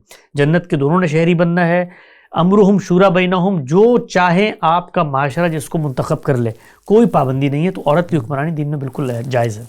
जुम्मे की नमाज के लिए 2 फ़र्ज़ काफ़ी हैं या पूरी ज़ोहर अदा करनी होगी? 2 ही फ़र्ज़ हैं। जुम्मे की नमाज में 2 ही फ़र्ज़ होते हैं। जो हमारे यहाँ जुमे की नमाज की 2 रकत से पहले 4 रकत पढ़ी जाती है, इसको एहतियाती ज़ोहर कहते हैं। इसको क्यों पढ़ने की वजह पैदा हुई? क्योंकि जुमे का मेंबर हुक्मरान के लिए ख़ास है। तो बरसगीर के अंदर जब मुसलमानों की हुकूमत चली गई तो उन्होंने सोचा कि हुक्मरान तो है नहीं यहाँ पर, तो अब जुमा पढ़ें, जुमा होगा या ज़ोहर पढ़ें, जुमा तो हमसे मुतल्लक ही नहीं है। तो उन्होंने जुमे का एहतमाम किया और साथ ज़ोहर भी पढ़ना शुरू कर दी। तो ये जुमे से पहले आप 4 रकतें पढ़ते हैं, ये एहतियाती ज़ोहर की नमाज है। In a country like Pakistan, where religion is often used to justify violence, intolerance, and declaring others non-Muslim, what is the clear Islamic principle that should stop an ordinary Muslim from supporting or participating in such behavior? हमारी जिम्मेदारी हमारे दायरे इख्तियार के अंदर है। दीन ने बताया हर शख्स का एक सर्कल है, उसके अंदर आपके ऊपर जिम्मेदारी आती है तवासो बिल हक़ की, तवासो बिल सब्र की। हम नेकी की तलकीन करेंगे, किसी दफ्तर में अपने अमले को करेंगे, स्कूल में अपने बच्चों को करेंगे, घर में अपनी औलाद को करेंगे, किसी जगह के हुक्मरान है अपनी रियासत को करेंगे। तो हर जगह पर आपकी जिम्मेदारी आपकी कैपेसिटी के लिहाज से तय होती है। सोसाइटी के अंदर बहुत सारे ईवल्स होते हैं, बहुत सारी खराबियाँ होती हैं। मेरी जिम्मेदारी दीन ने ये नहीं रखी कि मैं उठूँ और हर चीज़ को ठीक करूँ। मेरा काम अपने ऊपर दीन के अहकामात का इजरा है, दीन पर ख़ुद साबित कदमी के साथ कायम रहना है, इखलाकियात को अपनाना है। और यही सोच अगर हर कोई अपनाएगा तो आप देखेंगे कि उसके नतीजे में सोसाइटी में ईवल आप से आप एलिमिनेट होना शुरू हो जाएगा। क्या म्यूचुअल फंड्स हलाल हैं? बहुत सारे जदीद मोड्स हैं इस वक्त। आप स्टॉक्स लेते हैं, आप म्यूचुअल फंड्स लेते हैं, आप फॉरेक्स ट्रेडिंग करते हैं, आप ऑप्शन ट्रेडिंग्स करते हैं। तो हर एक मामले को अलग अलग उसकी तह के अंदर उतर के देखना चाहिए। प्रिंसिपल क्या है, प्रिंसिपल में बताया तो कोई भी फाइनेंशियल ट्रांजैक्शन आप करते हैं उसमें आप किसी को धोखा नहीं दे रहे, कोई ज़रर गरर नहीं हो रहा, चीज़ कुछ और है, कुछ और बनाकर पेश नहीं कर रहे, उसमें कर्ज का कोई मामला नहीं हो। अगर ये नहीं है तो आप प्रिंसिपल सिक्योर्ड फाइनेंसिंग करें, एस्टिमेटेड मुनाफा लें, सिर्फ नफ़े में शरीक हों, वो काम बिल्कुल जायज़ है। How should a simple Muslim understand the Quran directly? Like how should one approach learning Arabic, from where and how much to learn? नहीं, आप कुरान मजीद का उर्दू तर्जुमा पढ़ें, क्योंकि आप पता नहीं आप किस उम्र के हिस्से में हैं। तराजिम मौजूद हैं। कुरान का मैसेज जो है वो इस वक्त दुनिया की हर ज़ुबान में पहुंच चुका है। आप उसको पढ़ना शुरू करें। पढ़ने के बाद 2-4 जगहों पे सवालात पैदा होते हैं। कुरान अल्लाह की किताब है। हमारा जो दीन है, इस तरह मैंने अर्ज़ किया कि वो मुतफर्रिक अक़वाल ज़री पे वो एक बुक पर मुश्तमिल है। तो और बुक के बारे में अल्लाह ताला ने कहा है वलक़द यस्सरनल क़ुरआन लिज़्ज़िक्र हल मिन मुदक्किर, कि मैंने इस कुरान को हिदायत के लिए साजगार बना दिया है, बहुत आसान है। तो आप कुरान मजीद का तर्जुमा उठाइए और एक तरफ से उसको पढ़ना शुरू कर दें, इंशाअल्लाह पूरे दीन की हिदायत आप तक पहुँच जाएगी। इफ़ समवन कोई एक लड़की के साथ ज़्यादती करता है जब वो एक माइनर हो, पर वो लड़की किसी को बता नहीं सकती खौफ से, तो क्या ये भी एक गुनाह है? बहुत बहुत बड़ी गुनाह की तो बात है, लेकिन اب دیکھنا یہ پڑے گا کہ وہ بچی نے اپنی جان بچانے کے لیے کام کیا. ہماری سوسائٹی میں جب اس طرح کی کوئی بات سامنے آتی ہے تو آپ کی پوری زندگی برباد ہو جاتی ہے. ہونا یہ چاہیے کہ ہماری سوسائٹی میں پیرنٹس بچوں کو سب سے پہلے تو اس چیز کی ٹریننگ دیں کہ وہ اپنی باڈی باؤنڈریز کو سمجھیں, وہ سیکشول پارٹس کی حساسیت کو سمجھیں, اور پھر اس کے بعد یہ اعتماد انہیں حاصل ہو کہ اگر ان کے ساتھ کوئی چیز آتی ہے تو کم سے کم وہ پیرنٹس کو آ کے بتائیں, تاکہ وہ جو ابیوزر ہے اس کا رستہ روکا جا سکے. کیونکہ جو اس طرح کے ابیوزرز ہوتے ہیں وہ ایک جگہ پہ تو نہیں رکتے نا, تو سوسائٹی میں رستہ ہی اس طریقے سے رکتا ہے. اور آپ ہماری سوسائٹی کو دیکھیے جس کے بارے میں ہم مغربی تہذیب سے اب اس کو کمپیئر کرتے ہیں. پچھلے دنوں میں نے ایک رپورٹ پڑھی پنجاب کی, اس کے اندر یعنی ہوش ربا انکشاف تھے. پنجاب جیسے صوبے کے اندر جو فیملیز کے اندر معاملات ہوتے ہیں, جو بڑے آپ ہی کے ریلیٹیوز آپ کے ساتھ کر رہے ہوتے ہیں, اور جو کبھی رپورٹ نہیں ہوتے, وہ ہزاروں کی تعداد میں وہ کیسز تھے. تو ہماری سوسائٹی میں یہ بہت بڑا ٹیبو ہے کہ ہم اس طرح کی چیزوں کو بیان نہیں کرتے, اور کسی خاتون سے اگر کوئی اس طرح کا الزام متعلق ہو جائے تو ہمارے سوسائٹی میں اسے شادی نہیں کی, اس کے کریکٹر پہ سوال اٹھنا شروع کر دیتے ہیں. پیرنٹس کبھی انکریج نہیں کرتے. تو ایسے محکمے بننے چاہیے جہاں پر وہ پورے اعتماد سے جائیں اور اپنی سیفٹی سیکورٹی کا خیال رکھیں. اگر کوئی کپل شادی کے بغیر بچہ کر لیتا ہے اور بچہ ہونے کے بعد شادی کر لیتا ہے اور اب وہ بچہ اپنے ساتھ رکھنا چاہ رہا ہے, اس پر شریعہ کیا کہتی ہے؟ دیکھیے, شریعت کا حکم اس وقت مترتب ہوگا جب آپ اس بات کو قانون کے سامنے لے کر آئیں گے. اگر اللہ تعالیٰ نے اس بات کا پردہ رکھا ہوا ہے تو اس کو پردے کو قائم رہنے دیں. اگر کوئی غلطی ہو گئی ہے اور اس کا ازالہ ایسے کیا گیا کہ فی الفور شادی کر لی گئی ہے, بچہ پیدا ہو گیا ہے, تو بس وہ اب آپ کی اولاد ہے. وہ اولاد تو آپ ہی کی تھی, پہلے بھی آپ ہی کی اولاد تھی, لیکن آپ اس کو اگر دین کے پاس لے کر آتے ہیں, یعنی کسی مسلمان ملک کے اندر ایک عدالت قائم ہے, اس کے پاس لے کر آتے ہیں کہ ہم نے زنا کیا ہے, دونوں لوگ اس کی گواہی دیتے ہیں خود سے, تو پھر تو زنا کی ایک سزا قرآن میں مقرر ہے, 100 کوڑے وہ اپنی کمر پہ لگوائیں اور توبہ کر لیں. کیا شیعہ سنی دونوں جنت میں جائیں گے؟ جنت میں کون جائے گا کون نہیں جائے گا اس کا فیصلہ اللہ تعالیٰ نے کرنا ہے. میں جاؤں گا, آپ جائیں گے, اللہ تعالیٰ نے جو خبر مجھے دی ہے وہ کرائٹیریا بتایا ہے. اس کرائٹیریا کو سامنے رکھ کے اللہ تعالیٰ عین ممکن ہے بہت سارے مسلمانوں کے بارے میں خود قرآن نے بتایا ہے, وَمَن لَمْ يَحْكُمْ بِمَا أَنزَلَ اللَّهُ فَأُولَٰئِكَ هُمُ الْكَافِرُونَ, جو مسلمان اللہ کے حکم پر عمل درآمد نہیں کرتے عند اللہ وہ کافر ہیں. تو ہر شخص جنت میں جانے کا مستحق ہے جو اس کے کرائٹیریا کو پورا, یہ بتا دی اللہ نے کہ جنت میں جانے کے لیے کوئی آئیڈینٹی کارڈ نہیں چلے گا. یعنی مسلمانی کا کارڈ دکھا کے تم نہیں جا سکتے, یا سنی ہونے کا کارڈ دکھا کے نہیں جا سکتے. تمہیں وہاں پر جو کارڈ دکھانا پڑے گا وہ کرائٹیریا کا کارڈ ہے, وہ فلفل کیا ہوا ہے تو پھر جنت کے مستحق. جنت ہے عسکری فور تھوڑی ہے کہ کارڈ دکھاتے ہیں, لیکن اگر تو میں چلا گیا اور آپ نہیں گئے تو آپ کو دکھ تو بہت ہوگا. How does the methodology of historical criticism and internal textual analysis employed by Dr. Shahzad Salim in the evaluation of Hadith corpora diverge from the classical Hadith sciences, Mustahala al-Hadith, particularly regarding the hierarchy between the matan, content and isnad, chain of transmission؟ جی بالکل ٹھیک سمجھتے ہیں, اس لیے کہ وہ ہماری فکر ہی کہ عالم ہیں ڈاکٹر شہزاد سلیم صاحب, اور ہم نے انہی اصولوں کو اپنا کر خود بھی حدیث پہ کام کیا. علم النبی کے نام سے وہ شائع ہو چکے ہیں, اس کو دیکھ سکتے ہیں لوگ. How can one convince Muslims who refuse to believe that Islam is as much progressive as it is and refuse to believe in its real image that you show us؟ Refuse کیوں کر رہا ہے وہ, اس کی کوئی وجوہات ہوں گی نا, کچھ کیسز وہ سامنے رکھے گا, بتائے گا بھی تمہارے اسلام میں یہ ظلم ہوتا ہے, یہ جبر ہوتا ہے, یہ ناانصافی ہے, یہ اختلفی ہے. تو جب تک آپ اس کو ریزالو نہیں کریں گے اس وقت تک آپ تو اس کو اسلام کے بارے میں نہیں بتا سکتے کہ وہ پروگریسو ریلیجن ہے. What are the Islamic practices that are still happening in Pakistan but they are irrelevant and only time bound? There is no need for them, like takhne nange karna. We know that according to those times, so there must be many that are still carried out in the subcontinent. بہت سارے ایسے ہمارے ہاں روایات ہیں جو خود ہماری فقہی ٹریڈیشن کے اندر آ گئی ہیں, جو بسا اوقات ایک پریکاشنری میجر کے طور پہ دی گئی تھیں, بسا اوقات اس کی جو ریزننگ ہے, اس کے جو مظاہر ہیں وہ اس دور میں الگ تھے, آج الگ ہیں. مثلا آج آپ دیکھیے نا, ٹخنوں سے نیچے شلوار ہو تو اس کو آپ تکبر کی علامت سمجھتے ہیں, جو کہ آج کے دور میں نہیں ہے بالکل. لیکن آج کے دور میں تکبر کی 10 اور علامتیں آ گئی ہیں, ان کی طرف ہماری نظر ہی نہیں ہوتی. تو شریعت کے احکامات میں ہمیشہ دیکھنا چاہیے کہ اس کی اصل ریزننگ کیا ہے. وہ ریزننگ جہاں پائی جائے گی اس پر عمل درآمد ہوگا. انڈیا پاکستان کے اندر بہت ساری ایسی چیزیں ہیں جو کلچرل چیزیں, اور بہت ساری ایسی چیزیں جن سے خود باقی مسلمان کلچر واقعی, میں اکثر اس کے بارے میں کہتا ہوں کہ مجھ سے لوگ سوال پوچھتے ہیں نا کہ بھائی اس کے بارے میں کہتا ہوں یہ میڈ ان انڈیا ہے, یعنی اس سے عرب بھی نہیں واقف جو دین تم بیان کر رہے ہو. ساتھ ہی پوچھ لیتا ہوں, is it compulsory to get married specially for women?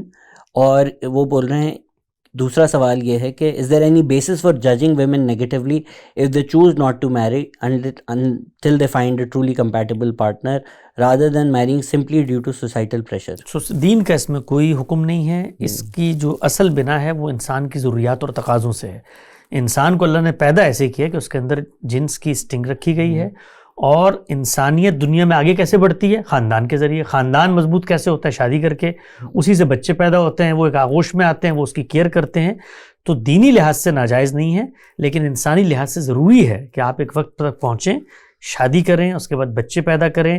خود جب آپ یہ عمل کرتے ہیں اس کے نتیجے میں اللہ تعالیٰ جو صلاحیتوں کا فروغ دیتا ہے آپ کو, جو رزق کی شادمانی آتی ہے, آپ کے لیے بھی اس میں سبق دے رہا ہوں. میں نظر آ رہا تھا کہ پرسنل ہو رہے ہیں اب آپ ترغیب دے رہا ہوں. تو اگر آپ یہ کریں گے تو میں آپ کو اپنا ذاتی تجربہ بتا رہا ہوں. یعنی میں تو اس ایک مرحلے سے گزرا کہ انسان کی کچھ ایسے دروازے فطرت میں رکھے ہوتے ہیں جو کھلتے ہی شادی کے بعد ہیں.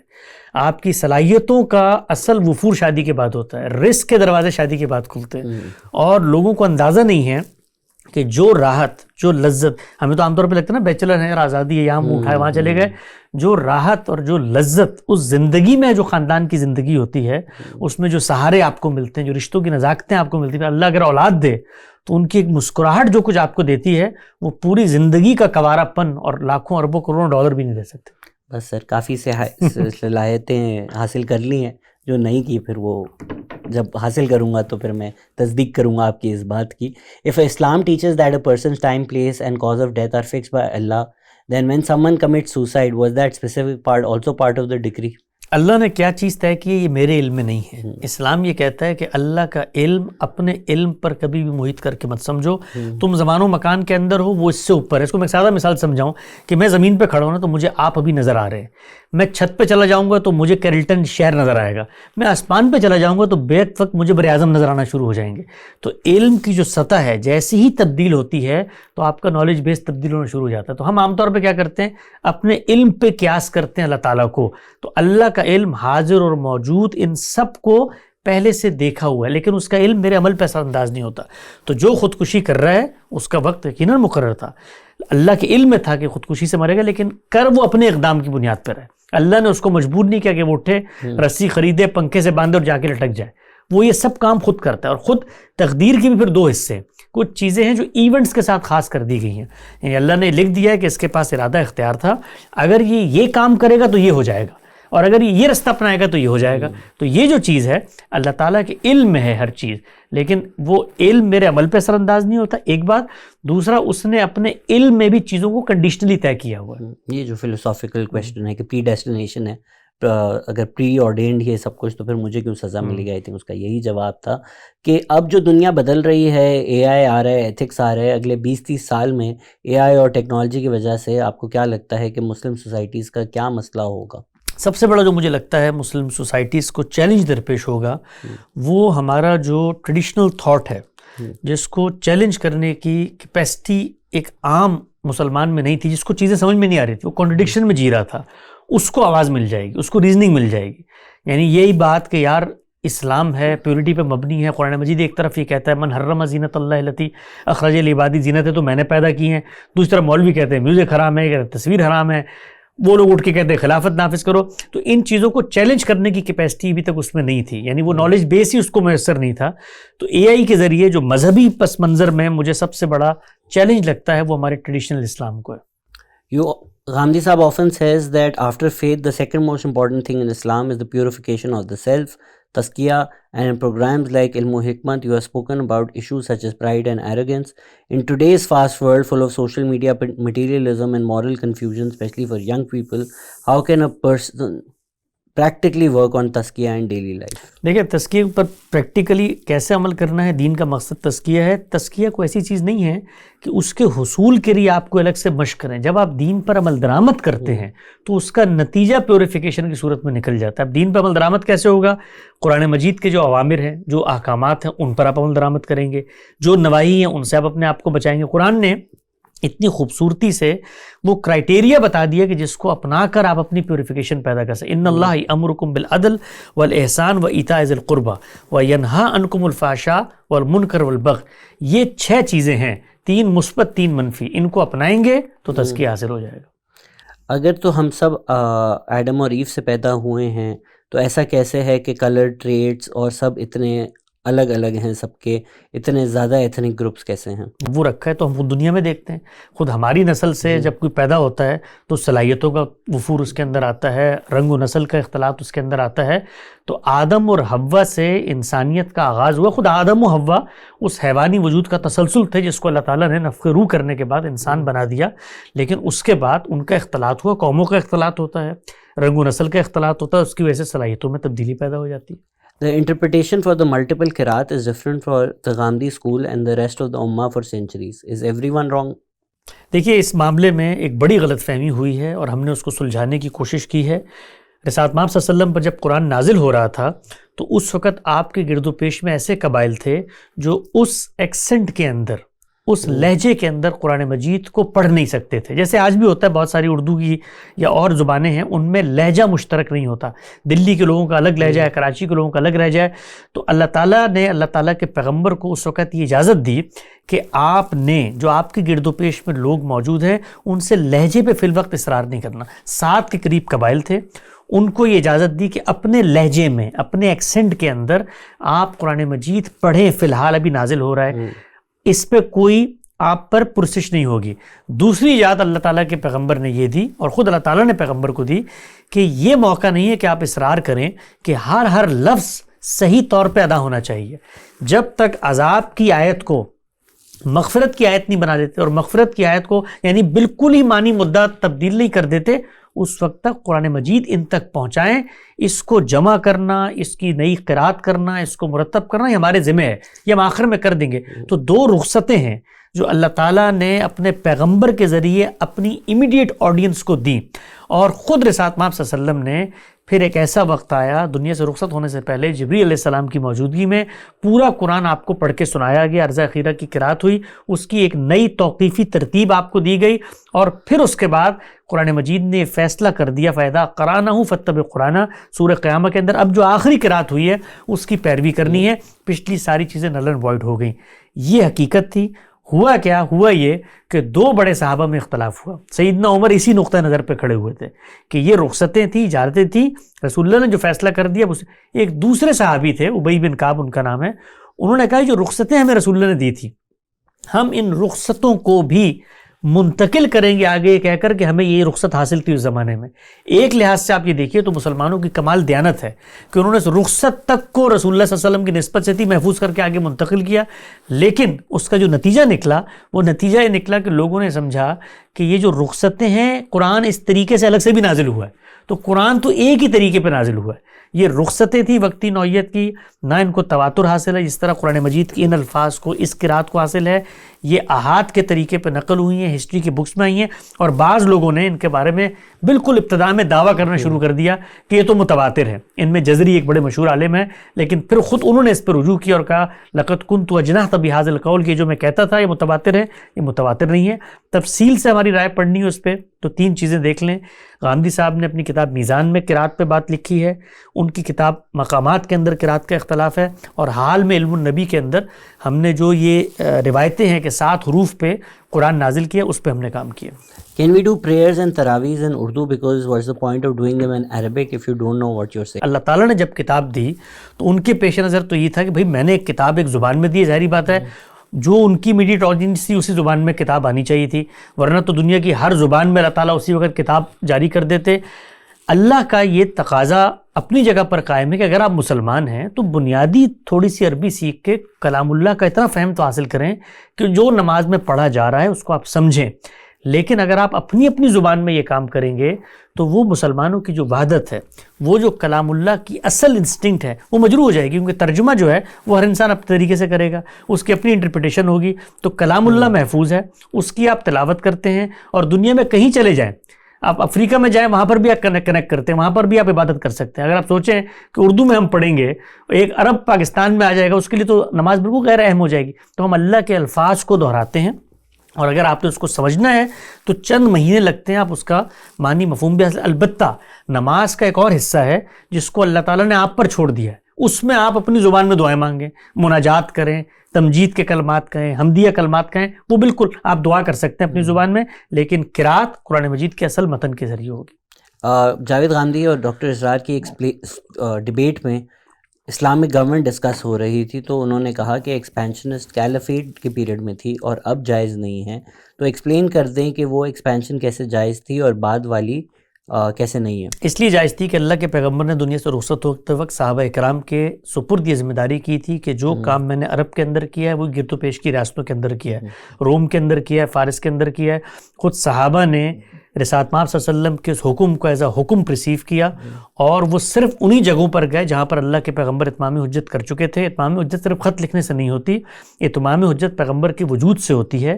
وہ وہاں پر موجود تھا, اس نے عرب کے صحرا میں کھڑے ہو کے اپنا اقتدار قائم کیا, اس کے مخالفین پر دنیا میں عذاب آیا. یہ خبر ہے جو گرد و پیش تک پہنچی ہے, اور پھر ان کو الٹیمیٹم دیا گیا کہ اسلم تسلیم آ جاؤ. تو صحابہ کے ذمہ یہ ذمہ داری رسول اللہ صلی اللہ علیہ وسلم نے کی. خود سورہ توبہ نے بیان کی ہے کہ اب ان پر یا تو آسمان سے عذاب آئے گا, تمہارے ہاتھوں سے عذاب آئے گا, اور فرمایا یعذبہم اللہ بیدکم, اللہ تمہارے ہاتھوں سے ان کو عذاب دے گا. صحابہ نکلے ہیں.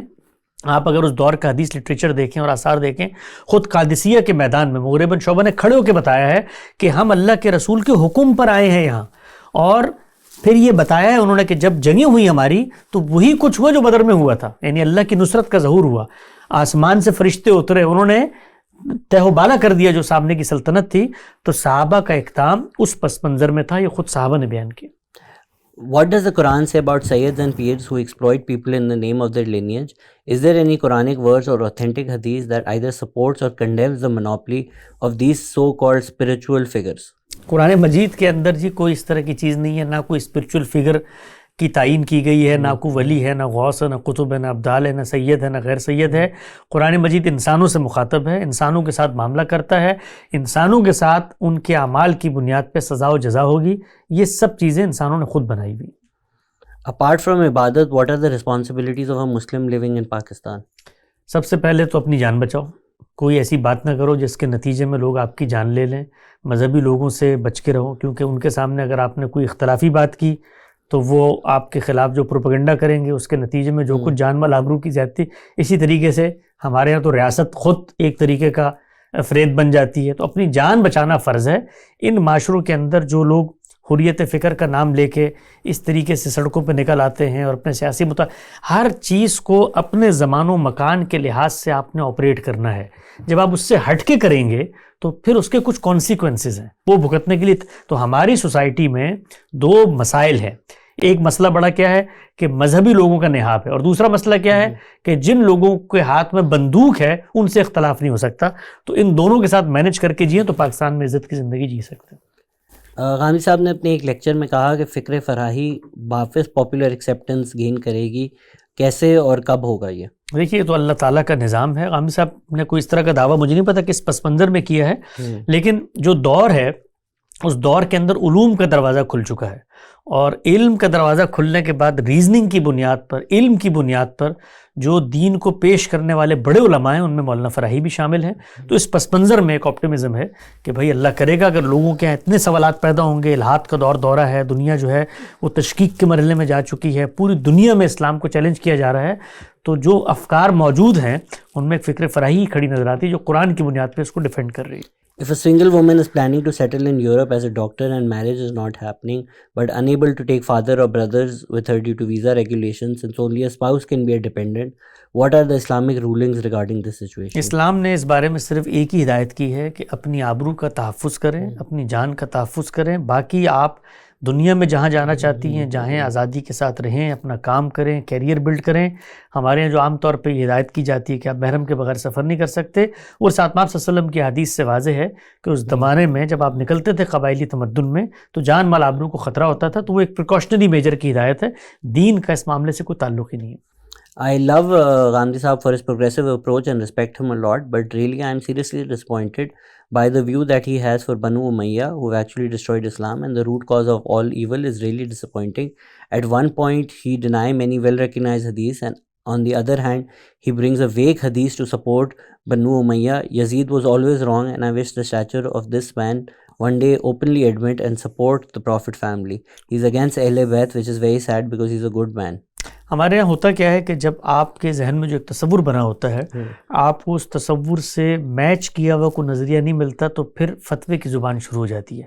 آئی think he hate profits family. دیکھیں کتنا بڑا کلیم ہے. اور دنیا بھر میں اصول یہ ہے کہ جب آپ کو کلیم کرتے ہیں تو جو دوسرا آدمی ہے اس کو اس کلیم کو اپریشیٹ کرنا، ایکسیپٹ کرنا چاہیے.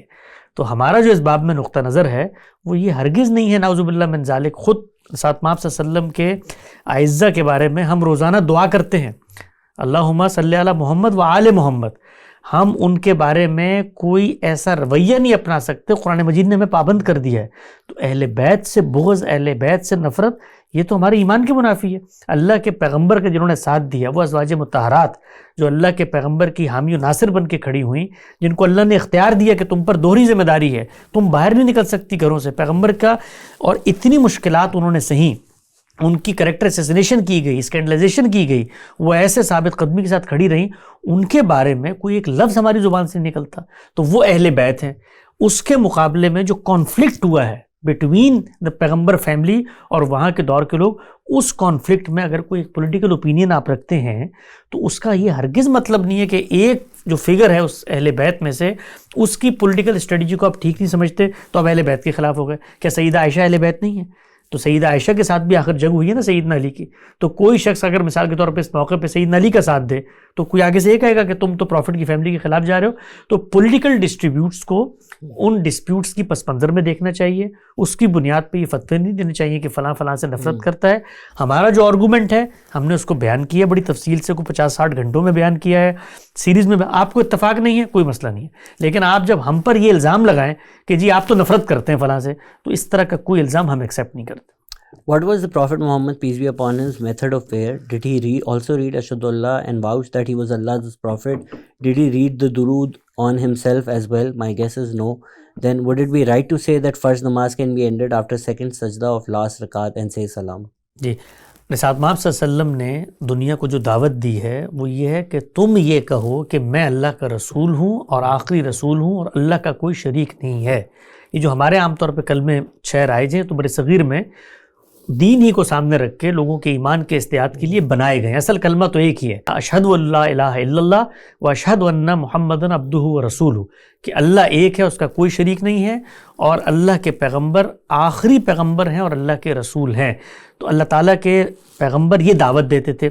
نماز کے اندر جو اذکار ہے ان اذکار کے اندر رسالت مآب صلی اللہ علیہ وسلم مختلف دعائیں پڑھتے تھے. اگر آپ تشہد کی بات کر رہے ہیں اس میں انہوں نے ایک صحابی کو یہ کہتے ہوئے سنا کہ اللہ پر سلامتی کی دعا ہو، تو اس پر رسالت مآب صلی اللہ علیہ وسلم نے فرمایا کہ بھی اللہ تو خود سراسر سلامتی، اس پہ کیا سلامتی کی دعا بھیج رہو؟ اگر پڑھنی ہے تو یوں پڑھو التحیات للہ والصلوات والطیبات والسلام علیک یا ایھا النبی. تو یہ لوگوں کو سکھائیے. رسالت مآب صلی اللہ علیہ وسلم سے اس باب میں کئی دعائیں منقول ہیں. What is the rationale behind his denial of Hazrat Isa علیہ السلام coming back to the world? 23 اعتراضات سیریز گوگل پہ جائیے، یوٹیوب کریں، اپنا ریشنل ہم نے وہاں بتا دیا. اگر تو اتنا ضروری تھا قرآن کا تحفظ ہونا تو یہ پروفٹ محمد صلی اللہ علیہ وسلم کے وقت میں کیوں نہیں ہوا؟ بالکل ان کے وقت میں ہوا. یہ بالکل ایک غلط مت ہے ہمارے ہاں.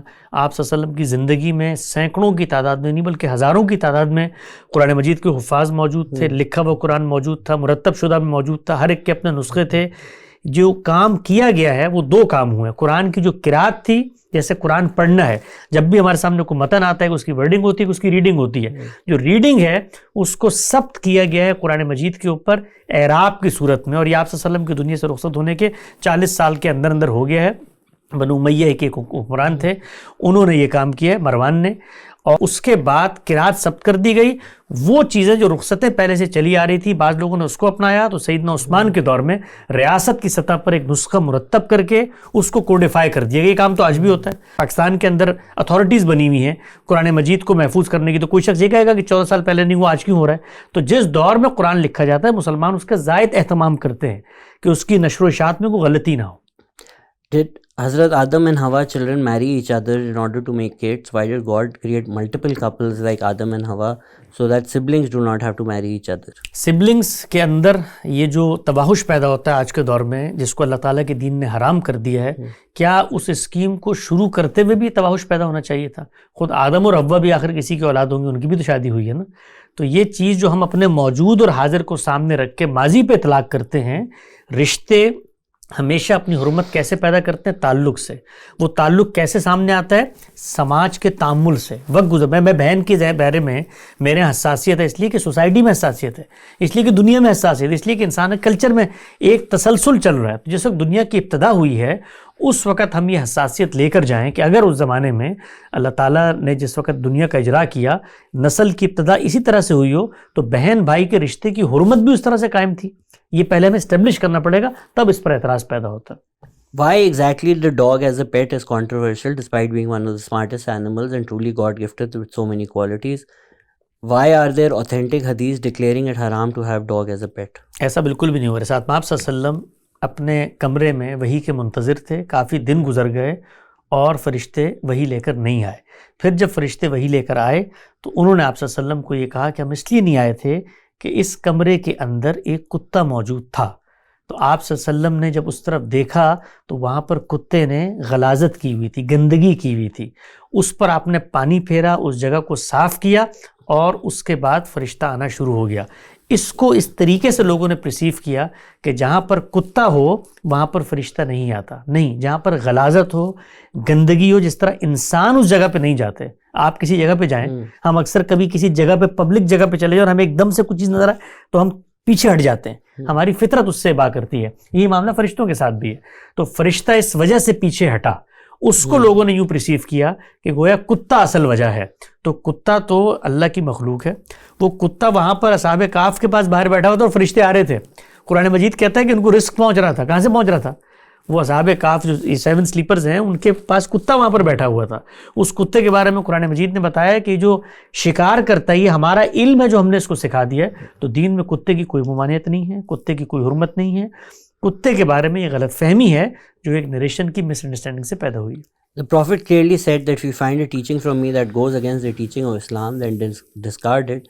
Then why do scholars subscribe to the beheading penalty for anyone who leaves Islam public? When Quran says no compulsion in religion, when there are other hadiths where a person publicly left Islam in front of the Prophet, the companion said should behead him, he said no and let them go. اس کی وجہ یہ ہے کہ لوگوں نے اس قرآن مجید کی ہدایت کو اس طرح انٹرپریٹ کیا کہ اسلام لانے میں تو کوئی کمپلشن نہیں ہے, لیکن جب آپ لے آئیں گے تو پھر اس کے بعد رسول اللہ کی یہ حدیث ہے, اس حدیث کا ایک بالکل الگ محل ہے, یہ ہم سے متعلق نہیں ہوتی. آپ صلی اللہ علیہ وسلم کی جو امیجیٹ آڈینس تھی ان پر آپ صلی اللہ علیہ وسلم عدالت بن کر آئے تھے, ان کا فیصلہ ہونا تھا. وہ اگر انکار کریں گے تو ان پر عذاب آئے گا, اگر وہ مسلمان ہونے کے بعد پھر انکار کریں گے تو وہی عذاب ان پر نافذ ہو جائے گا. رسول اللہ صلی اللہ علیہ وسلم نے اسی پس منظر میں کہا من بدل دینہ فاقتلوہ, جو دین تبدیل کر دے پھر اس کا بھی انجام وہی قتال کا عذاب ہے جو اس دور کے مشرکین کا ہے جن پر اللہ نے اتمام حجت کے بعد عذاب نافذ کیا تھا. اس کو ٹی ایل پی نے بہت زیادہ مس انٹرپریٹ کر کے غلط مطلب نکال لیا ہے. ایسے ہی Can parents give their savings to one child in their life or do they need to keep the balance? Balance تو ہمیشہ رکھنا چاہیے بھی, دنیا کے ہر معاملے میں ہونا چاہیے, لیکن زندگی میں مال آپ کا, جس کو چاہیں اٹھا کر دے دیں. How to deal with sadness? Sadness کی وجوہات کیا ہیں؟ بسا اوقات ہمارے ہاں بچپن کے کچھ ایبیوسو بیہیویئرز ہوتے ہیں, کبھی کبھی ہمارے جو فیملی ہے جس میں ہم گروم کر رہے ہوتے ہیں اس میں پیرنٹس کے کانفلکٹ ہوتے ہیں, پھر اس کے علاوہ سوسائٹی کے بہت سارے مسائل آ جاتے ہیں, غربت بڑا کردار ادا کرتی ہے. تو آپ کو اپنا مینٹل ٹراما ایکسپلور کرنا چاہیے. ہمارے یہاں سیڈنس عام طور پہ لوگ سمجھتے ہیں کہ ہم ہیں اور مذہب کے پاس جائیں گے, کو دم درود کریں گے, دور ہو جائے گی. کسی اچھے سائیکالوجسٹ یا کسی سائیکیٹرسٹ سے رجوع کریں, وہ آپ سے گفتگو کر کے آپ کی جو حزانت ہے آپ کی طبیعت میں اس کو ایکسپلور کر کے بتائے گا کیسے ٹھیک ہو سکتی ہے. کیا کریڈٹ کارڈ حلال ہے؟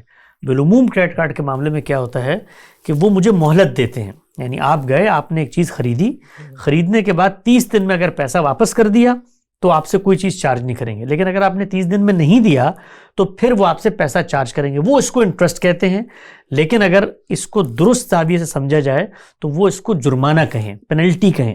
اگر وہ پینلٹی کہہ کے پیسے آپ سے واپس لیتے ہیں تو اس میں کوئی حرج نہیں. آپ دیکھیں بجلی کا بل, پانی کا بل ہم وقت پہ ادا نہیں کرتے, جو ہمارے واجب الادا ہوتا ہے اس پر ہم سے پینلٹی لی جاتی ہے, وہاں پر کوئی سوال پیدا نہیں ہوتا. تو کریڈٹ کارڈ کے معاملے میں ایک مشتبہ سی صورتحال ہے, اس کو بینکوں کو واضح کرنا چاہیے. کیا یہ حدیث ٹھیک ہیں کہ آدم 90 فٹ ٹال تھے اور ان کی عمر 1000 سال تھی؟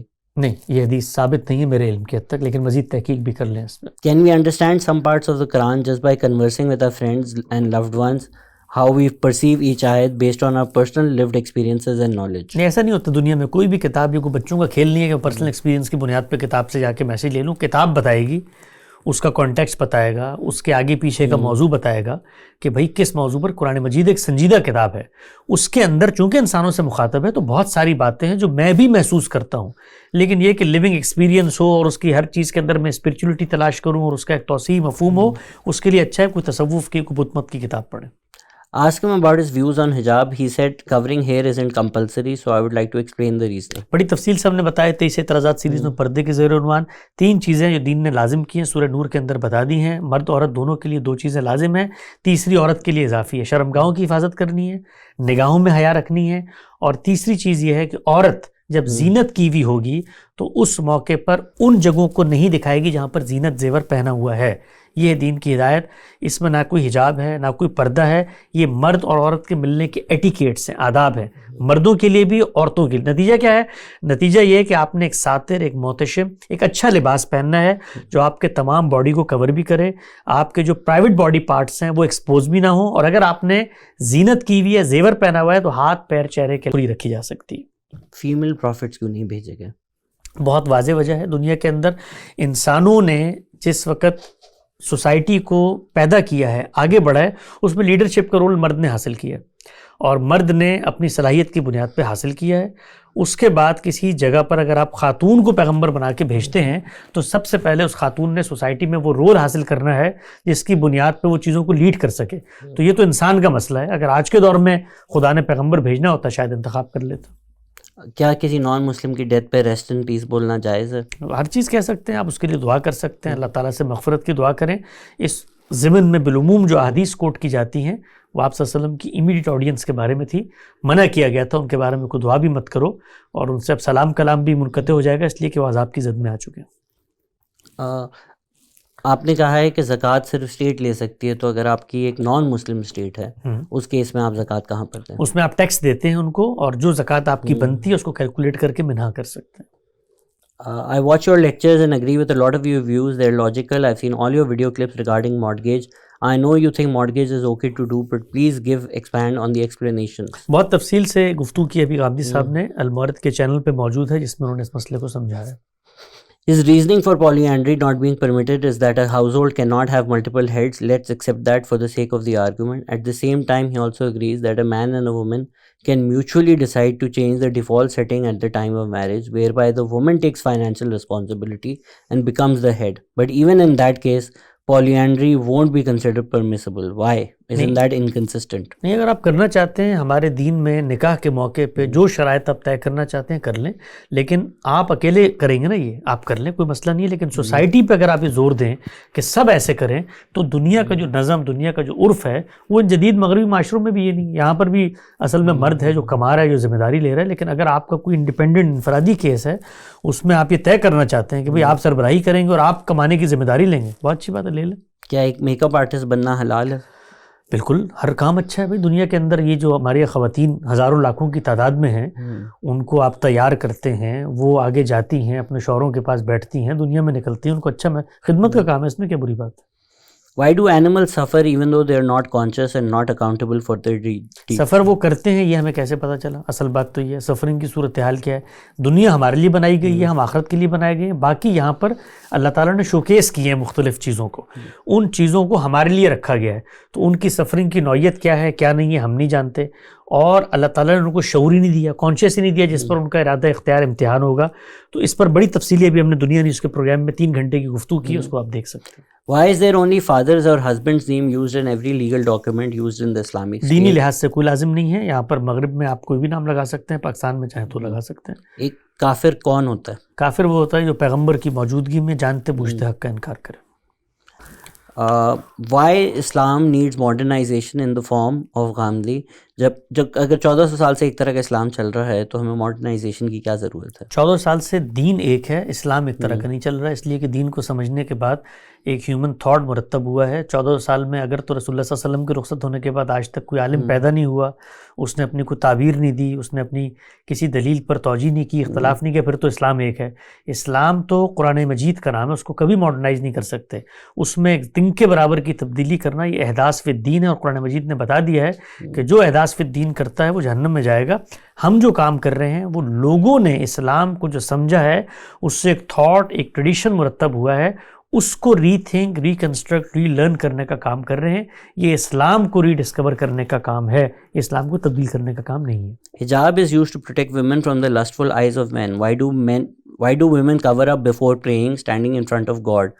Because there is no hijab between human being and the Almighty. نہیں، حجاب پہلی بات تو یہ کہ یہ کام کرتا ہے، یہ کہاں سے آپ نے دریافت کیا کہ روک دیتا ہے؟ دنیا بھر میں جو مرد ہیں وہ تو اس طرح کا کام کرنے سے پہلے کبھی حجاب کو نہیں دیکھتے، شیطان تو ہر جگہ پہ آ جاتا ہے۔ حجاب کا یہ مقصد جو یہ بیان کر رہی ہیں کہ اس کے نتیجے میں تحفظ ہو جاتا ہے، تو دنیا بھر میں تو جو ریپ کے کیسز ہوتے ہیں اس میں کیا اس وجہ سے کوئی شخص رک جاتا ہے؟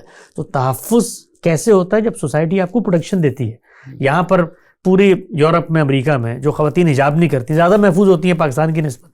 جو بیچاری بس اسٹاپ پہ خاتون برقع پہن کے کھڑی ہوتی ہے، ہر آدمی گزرتے ہوئے گھورتا ہے، ہر آدمی سیٹی کستا ہے، ہر آدمی آواز دیتا ہے۔ تو تحفظ، عدم تحفظ کا تعلق سماج سے ہے۔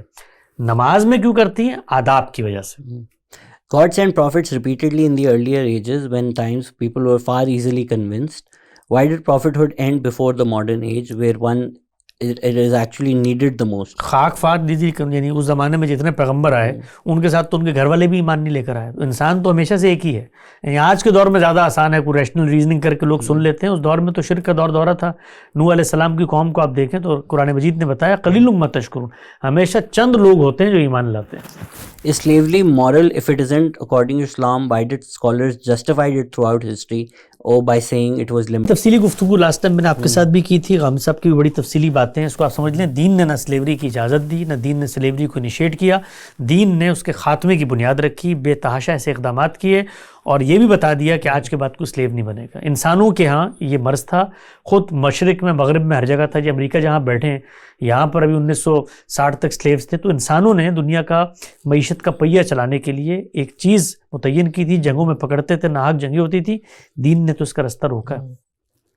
اگر تو کسی کو اپنے والد صاحب کی طرف نیگیٹو فیلنگز ہیں تو وہ کیا کریں؟ اچھے ماہر نفسیات کے پاس جائے۔ نیگیٹو فیلنگز کیسے پیدا ہو رہی ہیں، کیوں پیدا ہو رہی ہیں؟ انہوں نے لکھا ہوا ہے پورا کہ ان کے والد صاحب نے اچھی چیزیں نہیں کی ان کے ساتھ۔ پھر بھی یہ جب آپ کے یہاں یہ پیدا ہو جاتی ہیں ذہن میں تو ان کو دور کرنا، آپ ورنہ اس کے ساتھ جیتے رہتے ہیں۔ ہمارے یہاں جو مینٹل ہیلتھ ہے خاص طور پہ بر صغیر کے معاشرے میں، اس کو ایک ٹیبو سمجھا جاتا ہے۔ یعنی ہم یہ سمجھتے ہیں کہ اگر ہم نے کسی سے ہیلپ لی ہے اپنی مینٹل ہیلتھ کی نرشنگ کے لیے، اس کو بہتر کرنے کے لیے، تو یہ ایسے جیسے میں پاگل ہو گیا ہوں۔ یہ ایسا نہیں ہے۔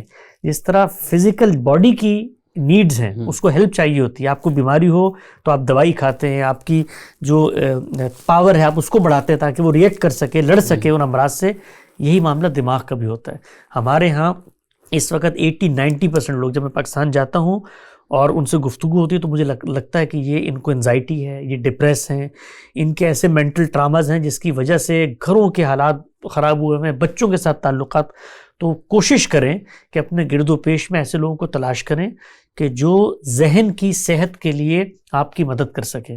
اور ذہن کی صحت ایک پوری سائنس ہے، اور میں نے سوسائٹی میں نکلتے ہیں تو آپ کے سامنے چیلنجز آتے ہیں، اس میں اگر آپ کی مینٹل ہیلتھ اسٹرانگ نہیں ہوتی، آپ کا ایموشنل IQ اسٹرانگ نہیں ہوتا، آپ آگے نہیں بڑھ سکتے۔